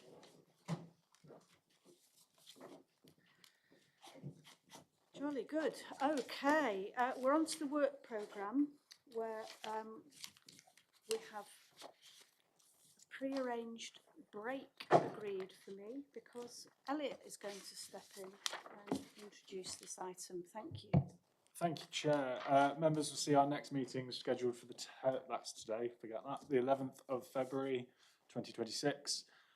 Currently, we've got a draft theme on there. So we've got 3 items of antisocial behaviour, community cohesion and community safety. These were brought up at our last Chair's agenda set, where we basically felt that out of our terms of reference, those are 3 that we hadn't really hit as much. Welcome committee members' thoughts, other items, and also any items within the 3 listed there that you'd like to especially go into. Thank you, Chair. Yes, Councillor Allison. With regards to those 3 items for the next meeting in February, I think there's definitely logic to it, but what are we actually asking to look at? It's a very, very wide range of things to look at. Are we looking at something specific inside of those items, or are we just going to be looking at a high level paper? I'm just thinking, asking a CAB member to come and say, speak to me about antisocial behaviour. I mean, they could probably speak for a week, couldn't they? I'm at a slight disadvantage because obviously Councillor Finn isn't here. So I think this is a point where we can actually be a little bit creative and also prescriptive at the same time. Think about our own wards, and if there's something specific that's coming up that you'd like to nominate as being a target focus. If nobody, sorry, Councillor Stevens, please go. Well, I mean, everything you say is fair and makes sense. Would it be an idea just rather than set the agenda sort of on the hoof today, to put the question you've just asked to us all by email so we can have a think and say, oh yeah, because in Devonport we've got this particular community safety issue, and no doubt in your ward too. So on the basis that we, good time management, I think if we go away and think about it, reply to you and hopefully the chair, if he's around, to sort of distill all of that into meaningful item, because there is nothing worse than who's against antisocial behaviour? Anyone in favour of it? Well, fine, let's move on. But what do we actually want to find out? What's bugging us? And I'm sure we can all think of instances in our own wards that would fall into that category. Thank you. Yeah, it's a very good thought, Councillor Penrose. Well, just on the same line, I mean, there are big groups that look at these already on a monthly basis. That get, for example, police reports every month on antisocial behaviour, where it's going up and down and what they're doing. So I think it's very important that exactly what you've said, that we know what we're looking at, because otherwise it becomes pointless. I mean, I think they're all unbelievably, terribly important, but what is the actual point? Thanks. Okay, well, I mean, I do agree with what Councillor Stevens has just said. The idea of sending out an email and everybody having a mull over it. We do have an agenda setter meeting about 6 weeks before the next meeting. So any ideas that are sent through can be looked at in more specific detail there. Councillor Allison's got his hand up. And just in terms of the community safety, I think it's important to remember what is actually the responsibility of the council in the situation, because you obviously have a police and crime panel and you've also got the community safety partnership. So what we're actually responsible for scrutinising is not quite as wide as the entire issue. Yeah, I'm not exactly sure that's the best way to look at it with respect to my colleague here. The police and crime panel is extremely high level, only has 2 Plymouth representatives on it, and ends up talking about, funding for West Cornwall, and we don't get a chance to say what's the inspector for the city centre doing. What's the neighbourhood sergeant for Liam doing? That's the detail that I think this panel would benefit from looking into. Okay, well, in that case, we'll leave it there with action on me to send a note round to everybody. And we will take into account anything that gets sent back to us before the agenda setting. Okay. Sorry, Ian. Oh, I am sorry. It's okay, Chair. I just noticed that for 26-27, we've got allotments down because it was requested at the meeting on the 22nd of October. It's got Chris Avent down to present. I was wondering why that'd gone into the next municipal year and not going into February. That was all. I wasn't sure why. I couldn't remember why that had gone into next year. There is no reason for that to go into 26-27. That should read 25-26. I'm just waiting for a further explanation as to what angle of allotments is the focus for that session.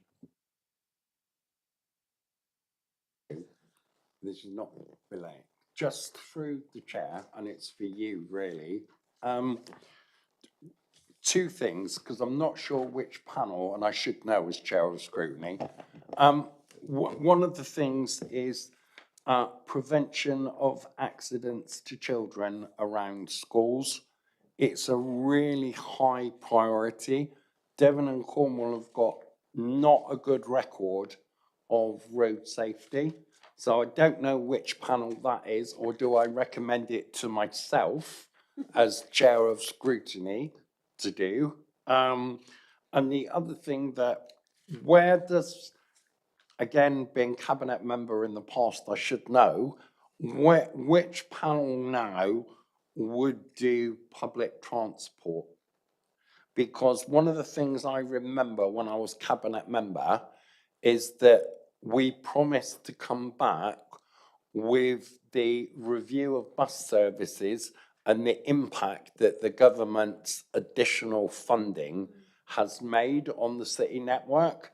And I've not seen that. So if it is to go through the management board, you've got note, or if it is to this panel, then perhaps we could look at that. Thank you. A few of those I might have to take offline and we'll clarify the place for it. It's probably a discussion for yourself as Scrutiny Management Board Chair. If we're talking about accidents in schools, my initial thought was Children's Scrutiny Panel. But as it's road safety, I would actually argue that it's probably more linked to community safety and therefore ties into one of the items we've got scheduled for our next session. Can you remind me of your question around the transport? Was it which cabinet member? Yeah, it's because we got all this additional funding that we invested in bus services. When I was cabinet member last year, we were discussing it, and actually we were going to review what that impact has made on the public transport network, considering that the government have been very generous to Plymouth and given us now a long-term funding package. And actually the bus network has generated a lot of interest in the communities. And I think it would be good for the council to have some pre-decision scrutiny on how we spend this money and what the benefits have been up to this point. Thank you, through you, Chair. So sustainable public transport and cycling comes under the Natural Infrastructure and Growth Scrutiny Panel. I suggest as Chair, we pick that up with the Chair and arrange that. Okay, thank you. Chair, I won't say any more. That's all right. Thank you very much. So We've got Lewis with his Don't do what I do. just two, sorry. In terms of what we had today with the public toilet strategy not being done until after the asset management strategy, just clarification, who was going to be scrutinising the asset management strategy and when is that expected to be on the forward plan? I've been thinking about that one today. I believe that would be Scrutiny Management Board due to its ties of HR and corporate property. So at the minute, my money's on Scrutiny Management Board, but again, we can confirm that at our agenda set. And just one more, Chair. I just want to reflect very briefly on the food waste collection service. We had a meeting of this committee about 12 months ago. On that committee, we knew that DEFRA were going to give the council money in order to pay for us to be one of the last councils of the country to implement a food waste service. We brought it up, it was on the forward plan several times. I raised it 3 or 4 times, it went on the forward plan. We had that very brief discussion as part of the recycling statistics cabinet paper, and it was then taken off the forward plan as we discussed it. In the meantime, we've created an entire food waste collection service, and it's due for implementation. It went to Cabinet on the 8th, so it's already been decided. We didn't really get an opportunity through that 12 months to actually scrutinise the real policy at all, even though we asked for it to happen in meetings. So I just want to reflect on making sure that I understand that it's not always pinned down because they're casual conversations, but it was my expectation we were going to see that policy before it was made, and it's already been made. We can ask for an update on where it is now, and we can talk about checking to see how it's running 6 months in or 12 months in. 6 months in might be better before anything has a chance to go astray. Nodding from around the table. Elliot, yeah. Yeah, through your chair, happy to request an item sort of post-decision scrutiny on that. I will note that scrutiny isn't always the most flexible tool for bringing in decisions, which obviously sometimes can have quite rigid contract timeframes. We've got set meetings, and thank you to all members for agreeing to move 1 hour earlier today. We try and keep it as close to the original meeting as possible, but I'll definitely reach out to the team and try and bring back an item on that. Any more for any more? Elliot, I think you're just going to briefly talk us through the work programme, am I right?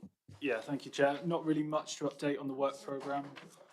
The first one related to the Renters' Rights Bill, and obviously that one I've put on hold because the action was to receive ongoing updates on progress as appropriate. I'll be in touch with Councillor Pemberthy and Chris Madden and bring that back when there are relevant updates. City centre car parking, the first one I've marked as complete. That's been added to the Scrutiny Management Board work programme and brought up at the Scrutiny Management Board, and it's been scheduled for one of the January or February meetings. Homelessness and rough sleeping update, again, placed on hold until the appropriate time. That was, wanted updates on the implications of the upcoming national budget for housing provision at future meetings. Obviously now we have the national budget, so I'll ask the team to prepare a report on what the implications are following budget. If we come down to minute 13, there was a request for a breakdown of new build housing figures. That one I've emailed out to members, and you should all have received a copy. And finally on the list is the only one which is still in progress, and that's the grip bin policy review. Essentially, there was not enough time this year to complete before the winter season to review all of the grip bins where the ownership was in question. So that's the grip bins where we couldn't determine whether they were council owned or not. So they have been retained for this year, and I will schedule that into our work programme for next year further ahead, so that before that winter period we can ensure that's complete. That's all from me. Thank you, Chair. Thank you. I think on the grip bins, it's always unfortunate when things slip, isn't it? I mean, it's the way of the world, but let's not let it slip again, I guess, is what I would say on that. Councillor? In the politest possible way, I'm not really sure what value the two meetings we had on the grip bin policy actually achieved, and I would be cautious about having a third very long meeting about very specific locations where grip bins are, because actually we've had this item twice already, and we didn't actually change anything or do anything. And it's so this panel spent nearly 3.5 hours talking about grip bins. I don't think it needs to come back again. The policy was fine last time. I don't think we have anything else to scrutinise on it. We've seen the final policy. Such an uphill struggle. Okay, noted, thank you. I was actually going to say exactly the same thing as Lewis. Okay. We've done it so many times that I believe that we've now got a policy, which is what we set out to do. Let's let officers and members sort it out now. Okay, I was going to ask you, Councillor Poyser, since you mentioned it earlier. You happy as well? Yeah. Okay, that's a vote.